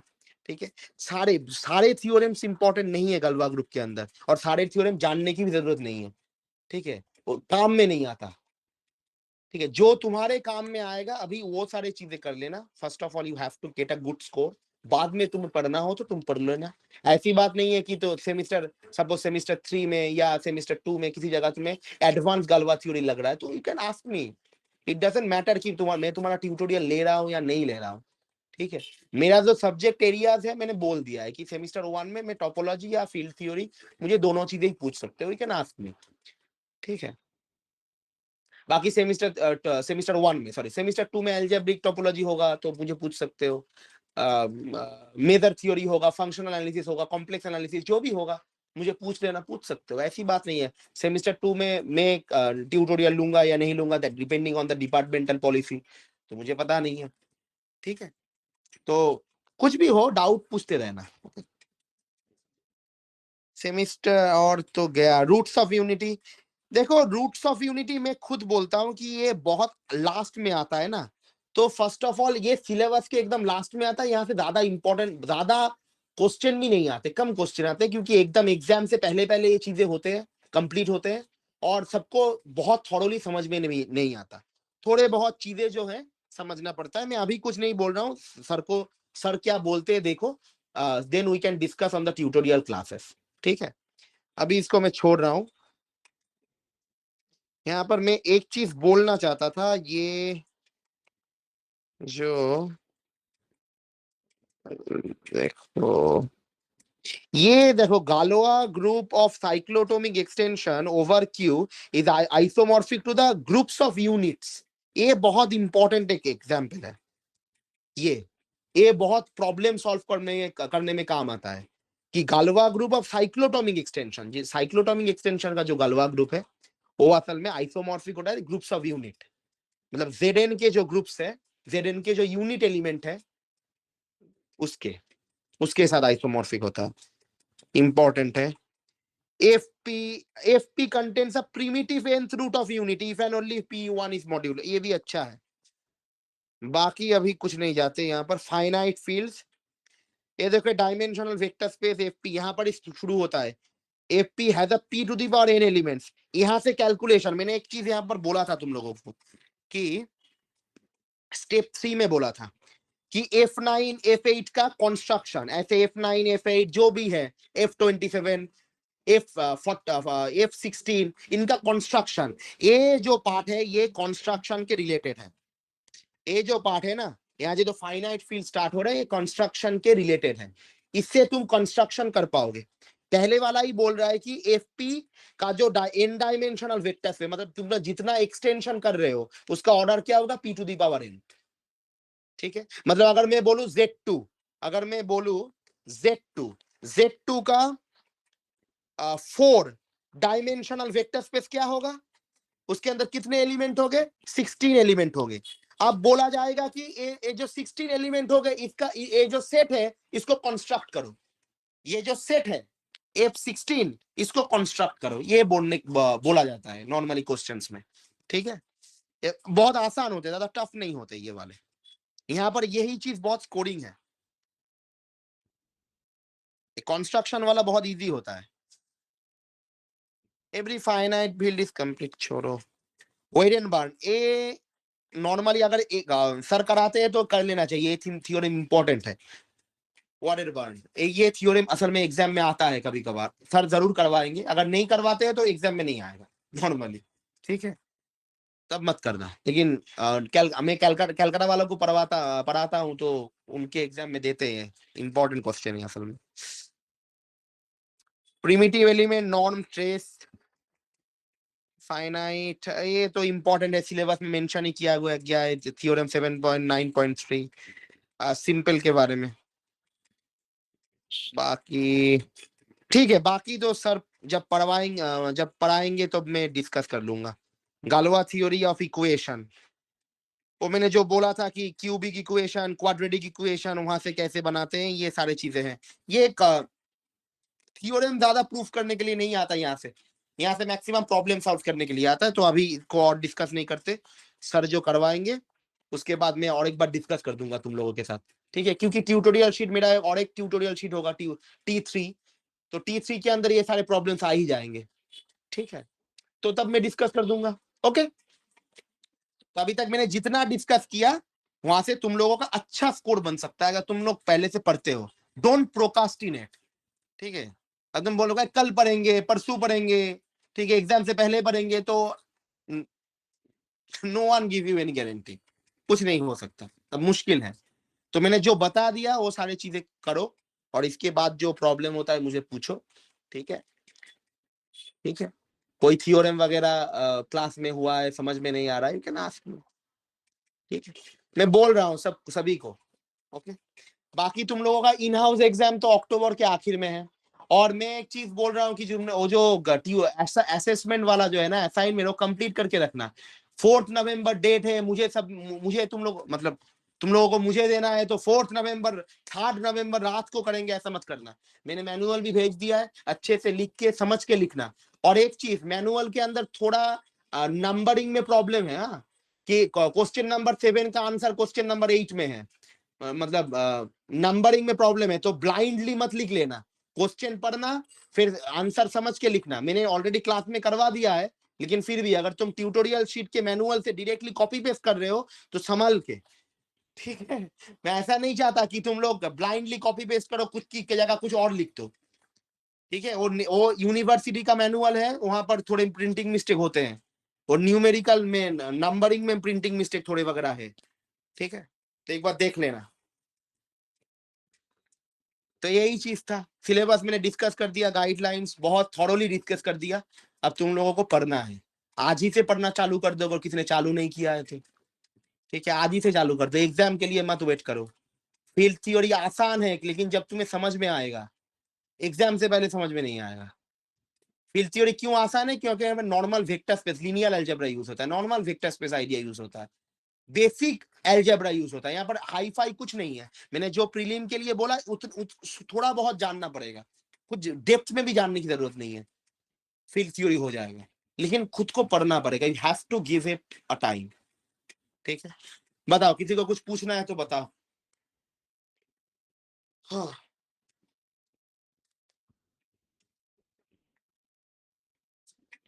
1 घंटा 10 मिनट, 10 मिनट नहीं, रिकॉर्डिंग चल रहा है 1 घंटा 1 घंटा 5 मिनट से। मतलब 1 घंटा 5 मिनट का क्लास हो गया। अच्छा, नेक्स्ट वीक सैटरडे को भी ऑनलाइन क्लास होगा, ठीक है? ठीक है? क्योंकि इन हाउस एग्जाम हो रहा है, घर में पढ़ो, और जब अक्टूबर के बाद नवंबर से ऑफलाइन क्लास होगा, ठीक है? फिर से जैसे चल रहा था मेरा, ठीक है? तो टोपोलॉजी का क्लास 1 बजे से हो रहा है, तो नेक्स्ट वीक भी ले सकते हैं टोपोलॉजी का क्लास।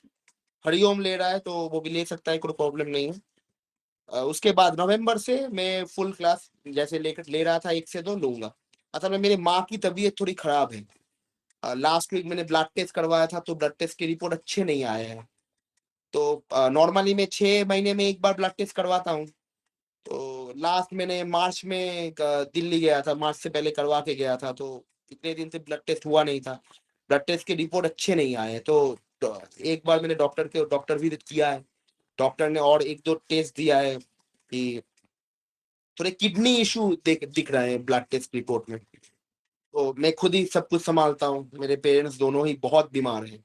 मेरे फादर को एक न्यूरोसाइकियाट्रिक प्रॉब्लम है, स्किज़ोफ्रेनिया, जो अगर तो किसी ने वो मूवी देखा होगा ब्यूटीफुल माइंड वाला, जो उसको जो प्रॉब्लम था मैथमेटिशियन को, सेम प्रॉब्लम मेरे फादर को भी है। और मदर को, मेरी माँ को न्यूमोनिया का प्रॉब्लम है, बहुत ठंड लग जाती है, ब्रोंकाइटिस है, इनहेलर लेना पड़ता है। तो दोनों ही बहुत बीमार है। तो मैं आया था ब्लड टेस्ट करवा के, नहीं तो मैं आज ही मैं ट्रेन पकड़ने वाला था। तो मुझे ट्रेन का टिकट भी कैंसिल करना पड़ा, थोड़ा लॉस हो गया, क्योंकि 2-4 दिन पहले ही कैंसिल करना पड़ा मुझे। तो राजधानी का टिकट था, बहुत महंगा आता है। तो आज ही जाता, कल पहुंच जाता, फिर परसों से क्लास लेता, लेकिन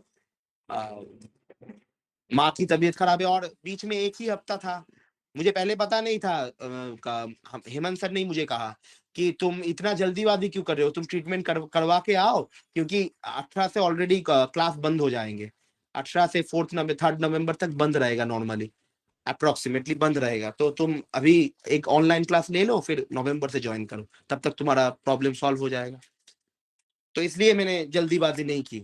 तो डॉक्टर को दिखाया, कल ही दिखाया, और नेक्स्ट वीक फिर से एक टेस्ट करके जाऊंगा। अब टेस्ट करवाओ तो बहुत बहुत खर्चा भी है, बहुत ब्लड टेस्ट में बहुत खर्चा होता है।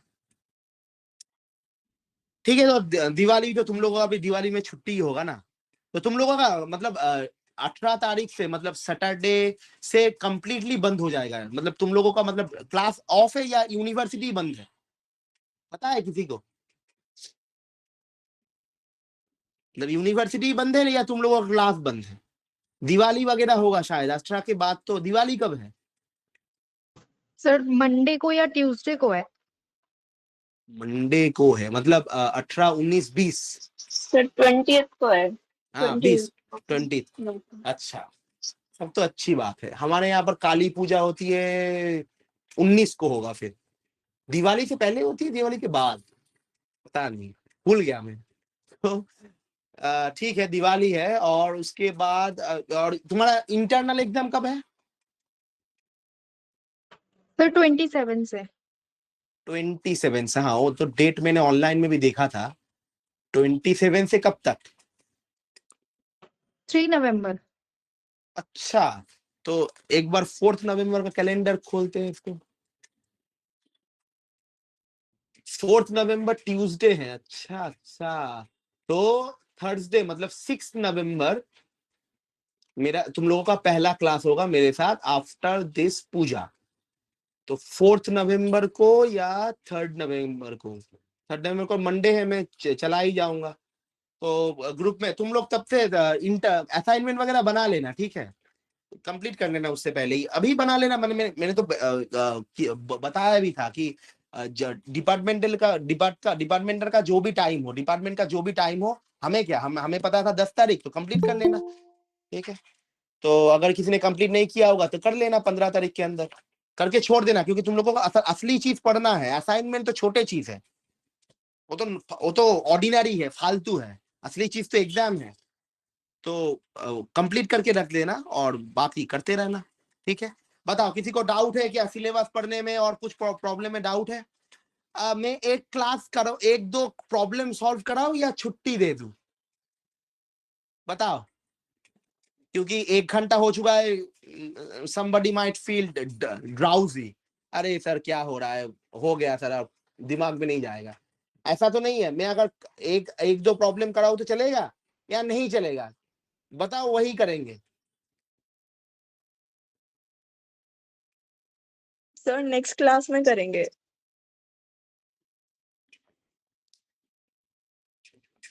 I lost words. तो बाकी लोगों का क्या कर है? सकते हैं सर, कर सकते हैं। कर सकते हैं। अच्छा एक काम करते हैं, दो प्रॉब्लम नहीं करवाता, एक प्रॉब्लम कराता हूँ। एक प्रॉब्लम, सिर्फ एक छोटा, एक छोटा सा नहीं, एक मीडियम सा, एक प्रॉब्लम में करवा देता हूँ। ठीक है, क्योंकि नहीं तो असल में यहाँ पर बहुत सारा एक्सप्लेन करना पड़ रहा है ना, दो प्रॉब्लम से ज्यादा हो नहीं रहा, तो ये ट्यूटोरियल शीट थोड़ा थोड़ा बड़ा है। एक प्रॉब्लम में करवा देता हूँ, एक वाला। ठीक है, दो नहीं करवाता। ठीक है, एक करके छोड़ देता हूँ, देखता हूँ 15 मिनट में हो जाता है तो बहुत बढ़िया।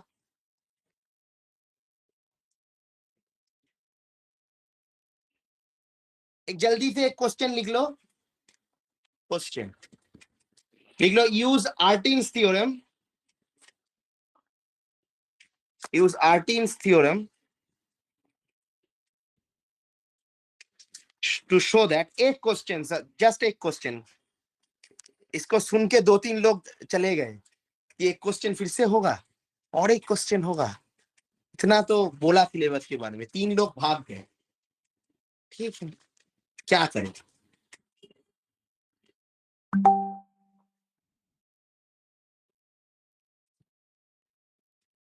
मैं भी समझ पा रहा हूं, असल में बहुत तकलीफ होती है कि कितना पढ़े सर, क्लास हो रहा है, ट्यूटोरियल हो रहा है, अभी तो ये बंदा ऑनलाइन भी क्लास ले रहा है।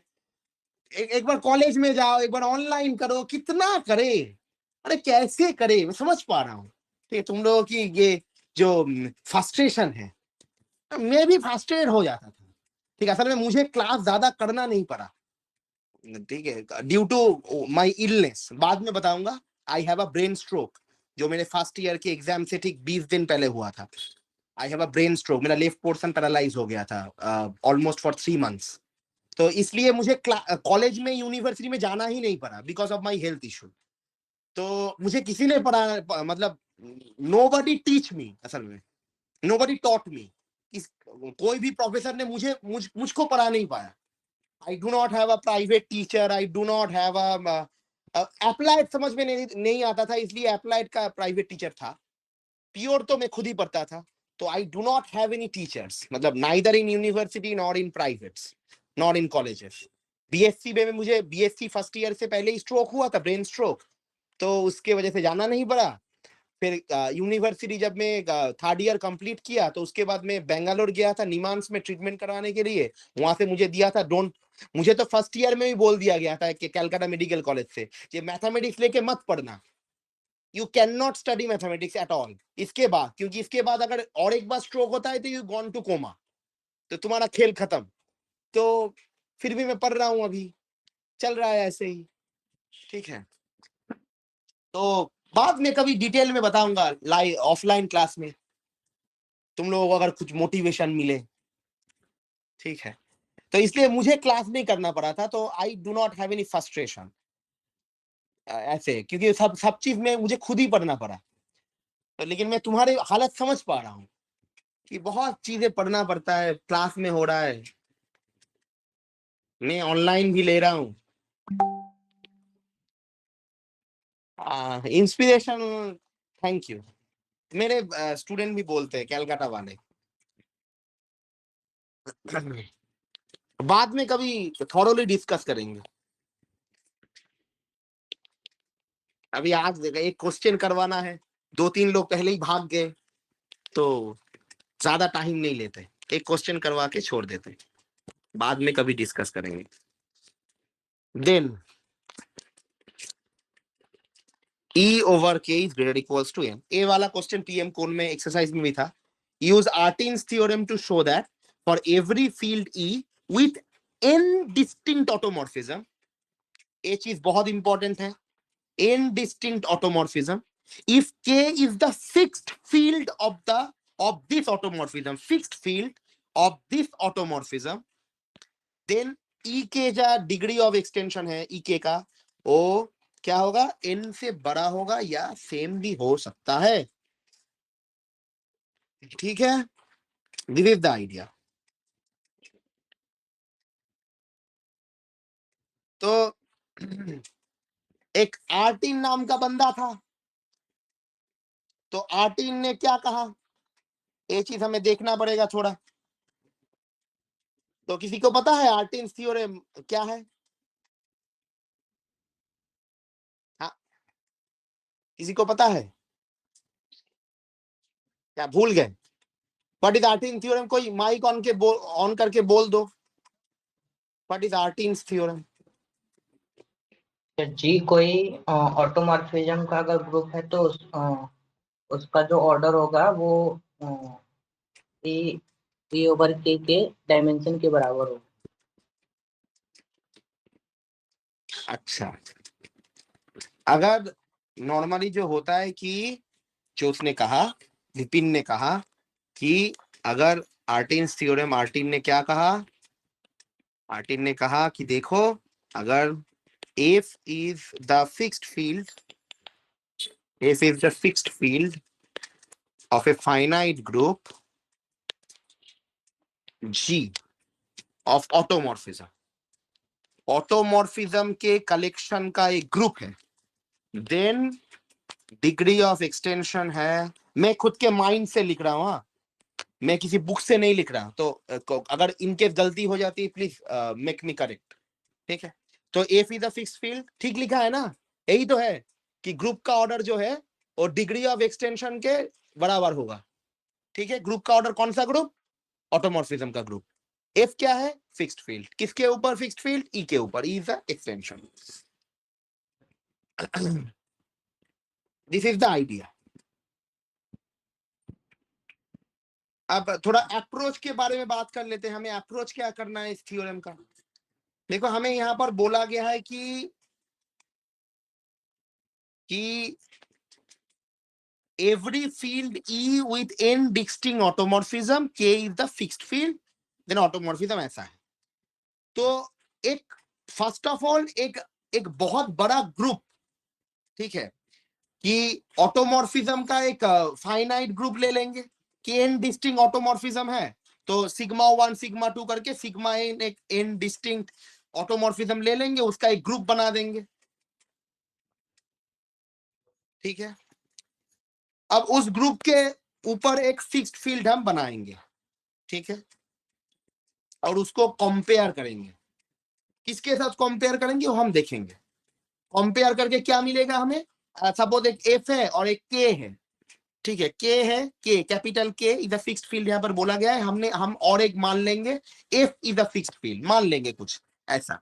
F is a fixed field. First of all हम सिग्मा, यहां से अप्रोच लिखते हैं थोड़ा। अप्रोच ये रफली में लिखूंगा, लिखने की जरूरत नहीं है, कि हम सिग्मा 1 सिग्मा 2 करके you have a sigma n, जिससे तुम एक ग्रुप बना दोगे। ठीक है, एक ग्रुप बन गया, दिस इज अप्रोच 1, स्टेप 1। इसके बाद तुम कंपेयर करोगे। किसको कंपेयर करोगे? हम मान लेंगे एफ है, F is a fixed field, F is a fixed field of the entire group, of the group G. ठीक है, ऑफ द ग्रुप जी, ऐसा करके ले लेंगे और प्रूफ कर देंगे कि एफ इक्वल्स टू के। जो हमें यहाँ पर के बोला गया ना, इफ के इज अ फिक्स्ड फील्ड, हम दिखा देंगे एफ इक्वल्स टू के। इसके बाद हम आर्टिन थ्योरम लगाएंगे, बस प्रूफ खत्म। इसके बाद थर्ड में आर्टिन थ्योरम, प्रूफ खत्म। तीन अप्रोच है, पहले ग्रुप पकड़ लो, कंपेयर कर लो, आर्टिन थ्योरम लगा दो, खत्म कहानी। ठीक है, दिस इज द अप्रोच। इसका एक कंक्लूजन है जो हमें कुछ सिखाता है। कंक्लूजन जो असल में इंपॉर्टेंट है कि the degree of extension, degree of the extension, एक कंक्लूजन में अच्छी तरह से लिख रहा हूं, इफ एटलीस्ट, जो लास्ट में प्रूफ किया जाएगा, is as large as the number of distinct automorphism fixing the base field। बहुत बढ़िया थ्योरम है। एक थ्योरम बाद में हमें एक आइडिया देगा जिसके ऊपर वो गाल्वा थ्योरी, वो जो कॉरेस्पॉन्डेंट मैंने बताया था कि जितने इंटरमीडिएट फील्ड है उतने ही सब ग्रुप है, वो जो कॉरेस्पॉन्डेंस थ्योरम आता है ना, उसका जो आइडिया है वो आइडिया यहां से ही आता है कि degree of the extension is at least as large as, कारण देखो यहां पर डिग्री ऑफ एक्सटेंशन क्या है, इज एटलीस्ट द, जो यहां पर जो एन डिस्टिंक्ट ऑटोमॉर्फिज्म है, एन डिस्टिंक्ट ऑटोमॉर्फिज्म है जो फिक्स्ड कर रहा है के क्या है, के व्हाट इज के इज द बेस फील्ड, के ऊपर ही एक्सटेंशन बन रहा है, तो के इज द बेस फील्ड। ये जो बेस फील्ड के ऊपर जो डिग्री ऑफ एक्सटेंशन बन रहा है, और बेस फील्ड जो एक ऑटोमॉर्फिज्म जो फिक्स्ड फील्ड है, ये जो डिग्री ऑफ एक्सटेंशन होता है वो एटलीस्ट एन होगा, या एन से ज्यादा भी हो सकता है। एन क्या है, डिस्टिंक्ट ऑटोमॉर्फिज्म, मतलब ऑटोमॉर्फिज्म के ग्रुप का ऑर्डर है n, n distinct automorphism group का ऑर्डर है, सपोज एन मान लेंगे, देखते हैं क्या प्रूफ किया जाता है यहां से। ग्रुप का ऑर्डर एन या एन से बड़ा होगा एटलीस्ट ग्रुप, क्योंकि एन डिस्टिंक्ट ऑटोमॉर्फिज्म है, उसका कॉम्पोजिशन ऑटोमॉर्फिज्म बनेगा, लेकिन डिस्टिंक्ट नहीं भी बन सकता है, तो पता नहीं। तो ग्रुप का ऑर्डर, जो ग्रुप बनेगा, पहले अप्रोच में जो ग्रुप बनेगा जी, वो जो ग्रुप है वो ग्रुप के अंदर एन एलिमेंट होगा या एन से ज्यादा भी हो सकता है। Composition of two automorphism might be a new automorphism, ज्यादा भी हो सकता है। लेकिन यहां पर बोला गया है कि जितने ही होंगे, जो डिग्री ऑफ एक्सटेंशन होगा, वो जो डिस्टिंक्ट नंबर ऑफ ऑटोमॉर्फिज्म है उससे ज्यादा होगा या उतना तक होगा ही होगा। मतलब ऑटोमॉर्फिज्म का जो काउंटिंग है, जितने नंबर ऑफ ऑटोमॉर्फिज्म है, उसके साथ डिग्री ऑफ एक्सटेंशन का एक रिलेशन है। अब डिग्री ऑफ एक्सटेंशन तुम देख सकते हो कि अगर हम बोले एफ, बीच में है ई और बीच में है के, हम अगर बोलते हैं जो इसका टोटल डिग्री 4 है, इसका टोटल डिग्री 2 है, तो इसका टोटल डिग्री भी 2 होगा, तभी ना 4 बनेगा। नॉर्मली तो हमने यही सीखा है ना पहले 1-2 ट्यूटोरियल शीट में, कि अगर टोटल डिग्री ऑफ एक्सटेंशन 4 है, तो अगर इन इसका ई ओवर के का डिग्री ऑफ एक्सटेंशन 2 है, तो इनका इसका भी 2 होगा। तो डिग्री ऑफ एक्सटेंशन के साथ नंबर ऑफ ऑटोमॉर्फिज्म का रिलेशन, तो इससे हम ये भी आइडिया कर सकते हैं कि बीच में कितने फील्ड रहेगा, क्योंकि डिग्री ऑफ एक्सटेंशन तो फिक्स्ड है ना, दिस अ फिक्स्ड नंबर, तो बीच में कितने रह सकते हैं, we can just approximate it, can not confirm it, लेकिन अप्रोक्सीमेट कर सकते हैं, क्योंकि डिग्री फिक्स्ड है। क्योंकि अगर किसी एक के बारे में पता चल गया तो हमें यह भी पता चल जाएगा, ये भी पता चल जाएगा कि बीच में और एक है या नहीं है, एक आइडिया कर सकते, कन्फर्मली नहीं बोल सकते। कन्फर्म कब बोल पाएंगे, जब हमारे पास कॉरेस्पॉन्डेंस थ्योरम आएगा। ठीक है, तो this theorem gives the primitive idea of the correspondence theorem, इसलिए दिस इज इंपॉर्टेंट। ठीक है, ठीक है, कंक्लूजन मैंने लिख दिया, प्रूफ में जाते हैं। प्रूफ, कंक्लूजन, अप्रोच, ये सब ट्यूटोरियल मैनुअल शीट में नहीं लिखा हुआ है, ये मैं खुद बोल रहा हूं, ये नहीं मिलेगा। अच्छा तो प्रूफ, सपोज मान लेते हैं, सपोज ई के इज फाइनाइट, ई के इज फाइनाइट, क्योंकि इनफाइनाइट होगा तो तब तो प्रॉब्लम ही सॉल्व, ट्रिवियल है। अगर डिग्री ऑफ एक्सटेंशन ई के का इनफाइनाइट होता है तो वो तो एन से बड़ा ही होगा, क्योंकि एन तो एक फिक्स नंबर है। तो इनफाइनाइट के लिए ट्रिवियल केस है, प्रूफ करने की जरूरत नहीं है, फाइनाइट के लिए प्रूफ करेंगे। तो लेट हम मान लेते हैं sigma 1 sigma 2 dot dot dot sigma n be the, अरे बाप रे, तुम तो बहुत जल्दी आ गए भाई। Be a set of distinct automorphism, be the set of distinct automorphism of E। ठीक है, हमने n automorphism sigma 1 sigma 2 sigma n मान लिया। देन के हम बोल रहे हैं के A belongs to E होगा तभी sigma I of A equals to A for all I। ठीक है, all I कहां से, अच्छा all I ऐसे नहीं लिखते, यहां पर ऐसे लिखते हैं, 1 less equals to I less equals to n, ऐसे 1 से n तक, क्योंकि बोला गया है यहां पर बोला गया है कि K is the fixed field, fixed field का मतलब क्या है? एलिमेंट को फिक्स कर रहा है जो automorphism, fixed field of this automorphisms, ठीक है। तो ऑटोमॉर्फिज्म के अंडर की अंडर में इन एलिमेंट फिक्स्ड हो जा रहे हैं, जो एलिमेंट लेगा वही देगा, ठीक है। तो हमने ये डिफाइन कर लिया है, तो सिंपल है, तो करना ही पड़ेगा, यही बोला गया है हाइपोथेसिस में। लेट जी बी ग्रुप, हमने बताया था पहले अप्रोच में ग्रुप बनाना होगा। G be group generated by sigma i's, ठीक है, सिग्मा से ग्रुप जनरेट हो रहा है, बहुत बढ़िया। एंड इफ हम बोल रहे हैं कि उन सारे ए बिलोंग्स टू ई, वो जो फील्ड है, कैसा फील्ड है? ई कैसा फील्ड है? यहां पर बोला गया है every field E with an distinct automorphism. कोई भी अगर फील्ड तुम ई ले लो, उसके ऊपर बोला गया है, मतलब E is a extension of के, ठीक है। तो इफ उन सारे ई का कलेक्शन जो एलिमेंट को फिक्स कर रहा है, फॉर ऑल सिग्मास बिलोंग्स टू जी, ठीक है। जी के अंदर से जितने सिग्मा आएंगे, ज्यादा भी आ सकता है, यहां पर 1 से n ही लिखना पड़ेगा तुम्हें, क्योंकि तुम्हारे पास n डिस्टिंक्ट ऑटोमॉर्फिज्म है।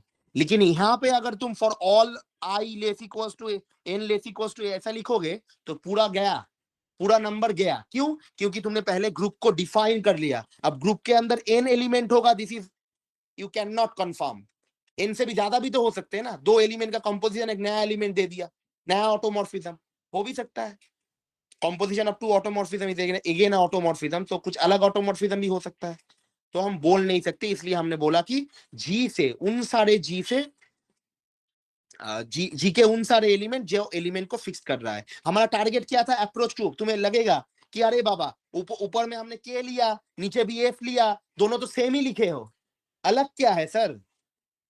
हमने ऑलरेडी हम तुम्हें अप्रोच टू में बोला था कि हम बोल देंगे कि F is the field, fixed field, F is the fixed field of the entire group G, entire ji.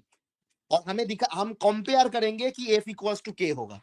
This is our second approach. First approach में हमने ग्रुप बनाया था, सेकेंड अप्रोच में हम और एक फिक्स्ड फील्ड बनाएंगे एंटायर ग्रुप के ऊपर, और हम दिखा देंगे एफ और के सेम है। This is our second approach. तो यहां पर देखो के में क्या है? के में सिर्फ एन एलिमेंट ही है, के अंदर एन सिग्माज, एन ऑटोमॉर्फिज्म ही है जो एलिमेंट को फिक्स कर रहा है। लेकिन एफ के अंदर जी के सारे एलिमेंट्स है, वो एन भी हो सकता है, एन से ज्यादा भी, ठीक है। दोनों में फर्क है, there is a hell and heaven difference. अब बी द फिक्स्ड फील्ड, हम मान लेंगे this is the fixed field, this is our approach, this is the fixed field of G. यहां पे लिख लो, here G is the subgroup of group of all automorphism। सही बात है, ई के अंदर बहुत सारे हो सकते हैं, क्योंकि एवरी ई बोला गया, इसका लिखने का कारण भी है, इसको तुम स्किप नहीं कर सकते, you can not skip this line. क्यों? क्योंकि यहां पर बोला गया है कि एवरी, यहां पर बोला गया है कि एवरी फील्ड, दैट्स व्हाट,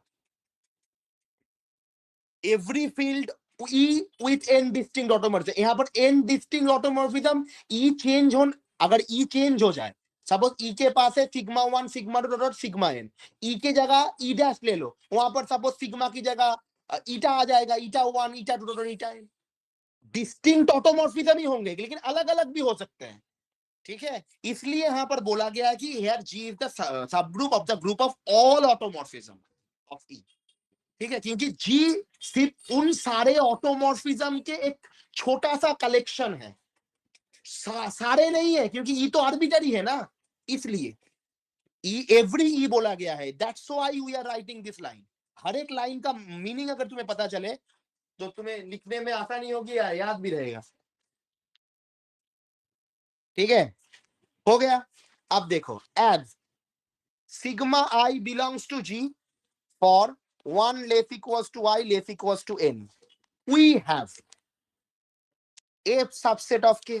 सही बात है, क्योंकि सिग्मा i g के अंदर है और सारे सिग्मा g से लो तो f से मिलेगा, और यहां से यहां पे क्या है, यहां पे सारे सिग्मा i है, तो g किससे बन रहा है, सिग्मा i से. तुम्हें एक डाउट आएगा, पहला डाउट क्या है कि सर आपने इसको f सबसेट ऑफ k क्यों लिखा, क्यों नहीं लिखा k सबसेट ऑफ f. बहुत बढ़िया क्वेश्चन होगा अगर किसी के पास ये डाउट है. मैंने पहले कैसे कंक्लूड कर दिया f सबसेट ऑफ k है. एक चीज याद रखो, अगर किसी सेट के अंदर सपोज 1 कंडीशन है ना, ठीक है, और एक सेट है जिसके अंदर एक कंडीशन, 1 कंडीशन को अल्फा कंडीशन बोलते हैं, अल्फा कंडीशन है. एक सेट के अंदर एक कंडीशन है जिसका नाम है अल्फा, और एक सेट है जिसके अंदर एक अल्फा कंडीशन भी है, उसके साथ और एक कंडीशन है बीटा. तो ये जो सेट है ना, ये इसका सबसेट बन जाता है. तुम जितने कंडीशन इंप्लीमेंट करोगे उतने ज्यादा छोटा हो जाएगा, उतना छोटा सबसेट बन जाएगा. मैं क्या बोला, फिर से मैं बोल रहा हूं. तुम्हारे पास एक सेट है, यू हैव अ सेट, उसके अंदर you have a condition, condition name alpha, alpha is a condition. इस सेट के अंदर एक कंडीशन है अल्फा, और एक सेट है जिसके अंदर एक अल्फा कंडीशन भी है, जो ये वाला कंडीशन था वो भी है, उसके साथ एक बीटा वाला कंडीशन भी है. तो इसकी वजह से ये सेट इसका सबसेट बन जाएगा. और एक सेट अगर तुम्हें मिल गया जिसके अंदर और एक कंडीशन है, तो इसका सबसेट बन जाएगा. ऐसे ही होते हैं, तुम जितने कंडीशन इंप्लीमेंट करोगे उतने छोटे बन जाएंगे, उतने सबसेट बन जाएंगे, उतने छोटे छोटे सबसेट हो जाएंगे. तो यहां पर तुम देखो, पहले देखो, अच्छे से देखना.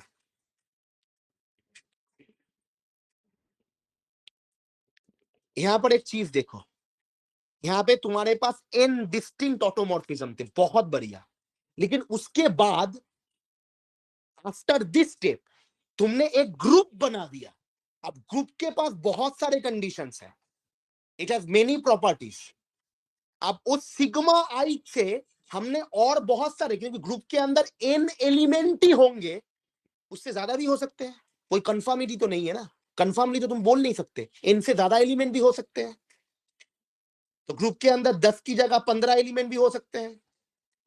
तो एक ग्रुप बना देने से, इससे पहले सिर्फ यहां पर n एलिमेंट था, इसके बाद एक ग्रुप बन गया, तो ज्यादा कंडीशन आ गए,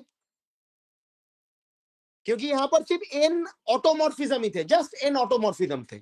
अब यहाँ इसके अंदर सिर्फ n ऑटोमॉर्फिज्म नहीं, उसका इनवर्स, उसका कंपोजिशन, ये सारे भी होंगे, उसका एडिशन, दो सपोज ग्रुप एडिशन के रेस्पेक्ट में बन रहा है, तो दोनों का एडिशन या कंपोजिशन जो भी ले रहे हो वो सारे आ गए ना. तो यहां पर ज्यादा कंडीशन आ गए ना, तो that's why F is a subset of के. ये याद रखना, जब भी किसी सेट के अंदर एक से ज्यादा कंडीशन तुम इंप्लीमेंट करोगे तो वो मेन सेट का सबसेट बनता जाएगा. इसका बैटरी कैसे खत्म हो गया भाई, ज्यादा सबसेट बन जाएगा. ठीक है, यही चीज यहां पर यूज हुआ है, बहुत इंपॉर्टेंट कॉन्सेप्ट है ये. खत्म हो गया ऑलमोस्ट. अब we note that sigma I of A is equals to A. तो यहां से हम लिख सकते हैं A equals to sigma I inverse of A. तो इसको तुम इस साइड भेज दो, एक ही बात है. सिग्मा आई को तुम उस साइड भेज दो, उस साइड भेज दो.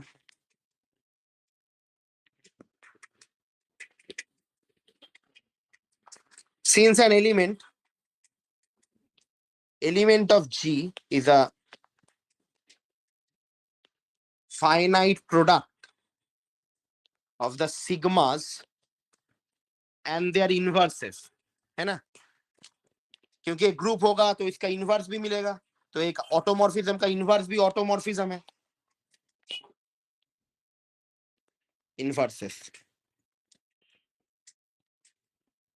Inverses thus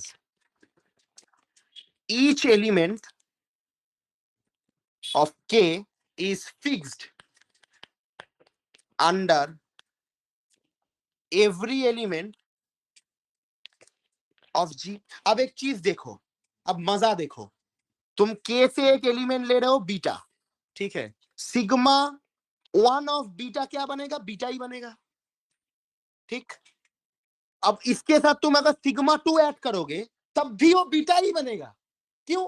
क्योंकि सिग्मा 1 बीटा को फिक्स कर रहा है और सिग्मा 2 भी बीटा को फिक्स कर रहा है। के का प्रॉपर्टी क्या है? What is the property of के? कि कोई भी एक सिग्मा ले लो, कोई भी सिग्मा लो, वो सारे एलिमेंट को फिक्स करेगा। अब अगर सिग्मा 1 बीटा को फिक्स करेगा और सिग्मा 2 भी बीटा को फिक्स करेगा, तो सिग्मा 1 और सिग्मा 2 का कंपोजिशन भी तो बीटा को फिक्स करेगा। और sigma 2 of beta equals to beta, तो इसका मतलब ये भी तो है बीटा इक्वल्स टू सिग्मा 2 का इनवर्स ऑफ बीटा। तो तुम सिग्मा 2 को इस साइड भेज रहे हो जो मैंने यहां पर लिख दिया है। तो देखो इनवर्स भी तो फिक्स कर रहा है ना, तो कॉम्पोजिशन भी फिक्स कर रहे हैं, इनवर्स भी फिक्स कर रहे हैं, तो ग्रुप के अंदर बचा ही क्या? पहले तो n डिस्टिंक्ट ऑटोमॉर्फिज्म फिक्स कर रहे थे, अब उसके कॉम्पोजिशन भी कर रहे हैं, क्योंकि दोनों फिक्स कर रहे हैं तो कॉम्पोजिशन भी फिक्स ही करेगा। एक फिक्स कर रहा है, उसका इनवर्स भी फिक्स ही कर रहा है। हमने ऑलरेडी प्रूफ कर दिया है, तो सारे एलिमेंट फिक्स ही तो कर रहे हैं, सारे एलिमेंट फिक्स कर रहा है। और सारे एलिमेंट क्या किसको फिक्स कर रहा था? एफ को। तो यहां से हम ए भी मिल जाएगा, के सबसेट ऑफ एफ। अब सारे एलिमेंट के का फिक्स्ड ही हो रहा है और सारे एलिमेंट पहले किसका फिक्स्ड हो रहा था? एफ का। अब के का हो रहा है, तो ज्यादा कंडीशन बन गया ना के ऊपर। अब उल्टे उल्टे तरफ से देखो, अब के ऊपर ज्यादा कंडीशन बन गया। पहले के होता था किससे fixed? Sigma 1 sigma 2 sigma n से फिक्स्ड हो रहा था, अब उसके कंपोजिशन से भी फिक्स्ड हो रहा है, अब उसके इनवर्स से भी फिक्स्ड हो रहा है, तो के ऊपर ज्यादा कंडीशन आ गया। अब एफ के ऊपर सिर्फ जी के एलिमेंट ही थे, ठीक है। उल्टे तरफ से देखो, ज्यादा कंडीशन बन गया इसके, इसलिए सबसेट बन गया, ठीक है। असल में ये दोनों इक्वल है, इसलिए दोनों चीजें, ये दोनों आइडिया ही ना सेम है, ठीक है। दोनों के अंदर ही same type number of composition, same number of condition बन रहा है, यही हम प्रूफ कर रहे हैं, दोनों इक्वल ही है असल में। देयरफॉर के इक्वल्स टू एफ। यही हमारा अप्रोच नंबर 2 था। इसके बाद हम आर्टिन्स थ्योरम लगाएंगे, प्रूफ कंप्लीट हो जाएगा बाय आर्टिन्स थ्योरम। बाय आर्टिन्स थ्योरम क्या बोला है आर्टिन्स थ्योरम ने? आर्टिन ने बोला है कि ये चीज इक्वल्स टू ये चीज आर्टिन्स ने बोला था, ए इक्वल्स टू क्या था? जी था, है ना, मॉड जी था। तो के और एफ तो सेम ही है ना, ठीक लिखा है ना? हमने गलत लिखा है, सॉरी, हमने गलत लिखा है। तो ई ऑफ के, और के बेसिकली क्या है? एफ है, तो E of F equals to G. Artin ने यही कहा था, ये दोनों सेम है, हमें क्या, ये दोनों सेम है, तो ई ऑफ की इक्वल्स टू जी बन गया। अब जी का ऑर्डर क्या है? एन से बड़ा ही होगा या सेम होगा, क्योंकि number of n distinct automorphism से बन रहा है, तो नया एलिमेंट भी बन सकता है कॉम्पोजिशन से, नहीं भी बन सकता है। तो देयरफॉर इफ प्रूफ कंप्लीट, इसके अंदर में लिख लो, अब ई की इज इनफाइनाइट, ई के इज इनफाइनाइट, जो मैंने पहली बार में बोल दिया था, infinite, then inequality, then inequality holds trivial, ठीक है, प्रूफ डन। एक बार देख लो, लास्ट लाइन में थोड़ा एक चीज बोलने की जरूरत है, ठीक है।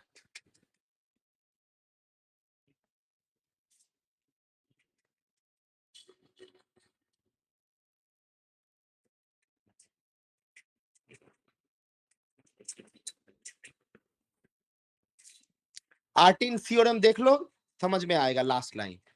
देखो आर्टिन्स थ्योरम ने कहा था कि एक फिक्स्ड फील्ड ले लो, फिक्स्ड फील्ड, और एक फाइनाइट ग्रुप के ऊपर एक फिक्स्ड फील्ड ले लो।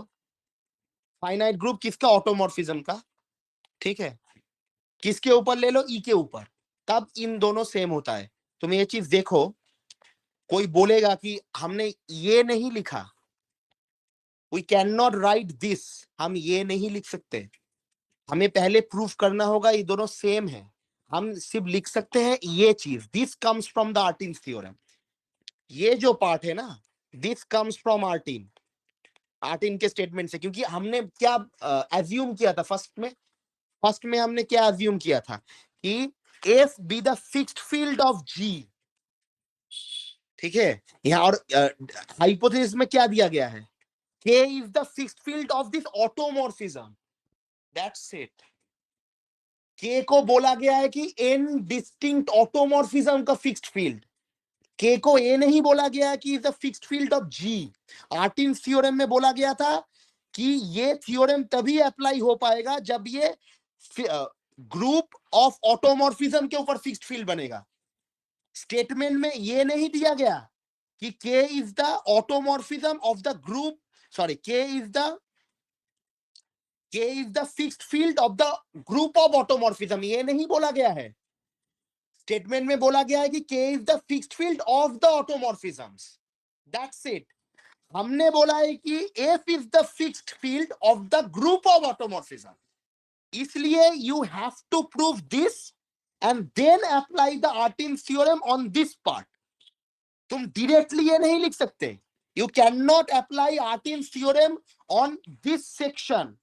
Otherwise that proof becomes trivial. लेकिन हाइपोथेसिस में एक चेंज किया गया है, नॉर्मल सा, ये नॉर्मल सा ट्विस्ट है। उसने बोल दिया गया कि K is the fixed field of the automorphism, ये नहीं बोला K is the fixed field of the group of automorphism।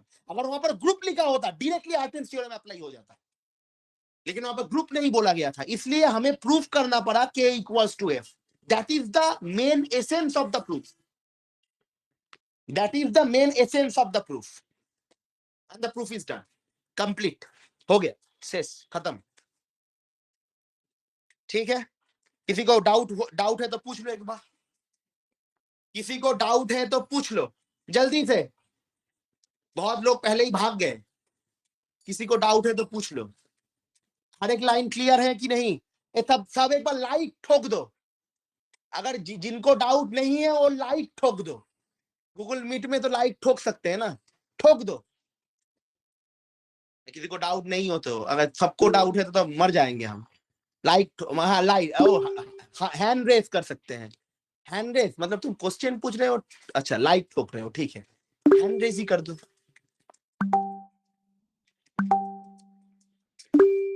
दबा के, हाँ लाइक ठोको, ठीक, सही बात, दबा के लाइक ठोको। समझ में आ गया तो, जिसको समझ में नहीं आया तो माइक ऑन करो और एक बार पूछ लो, मैं बता दूंगा, कोई प्रॉब्लम नहीं है, कोई प्रॉब्लम नहीं है।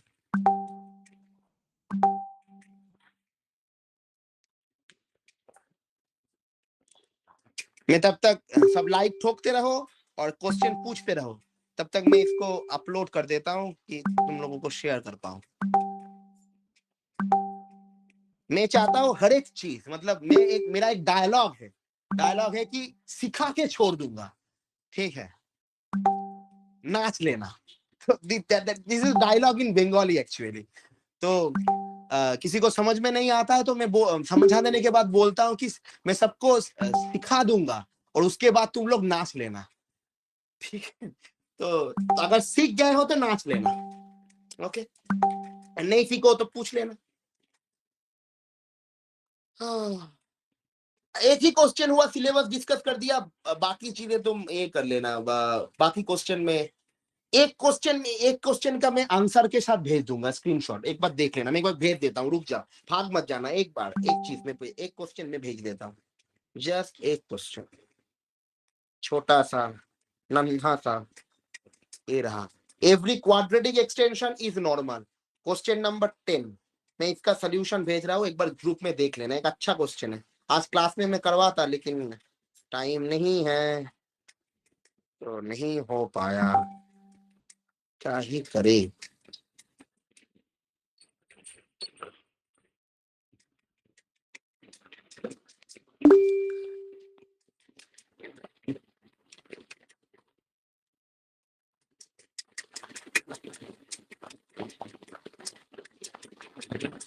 ठीक, बहुत लोग दबा के लाइक ठोक दिया, बहुत बढ़िया। This is the motivation. ऐसे नहीं पढ़ेंगे तो कैसे होगा? अच्छा मैंने ये क्वेश्चन नंबर 10 का सोल्यूशन, छोटा क्वेश्चन है, every quadratic extension is normal. लोग मतलब देख के आना, नेक्स्ट दिन में डिस्कस कर दूंगा, ठीक है। आज टाइम नहीं था इसलिए नहीं हो पाया, ठीक है। इतना तक किसी को डाउट है या रिकॉर्डिंग पॉज करो, किसी को डाउट है? अरे अब कौन आया रे, क्लास खत्म हो गया, क्लास खत्म हो गया, किसी को डाउट है? मैंने सिलेबस डिस्कस कर दिया और प्रॉब्लम सॉल्व कर दिया,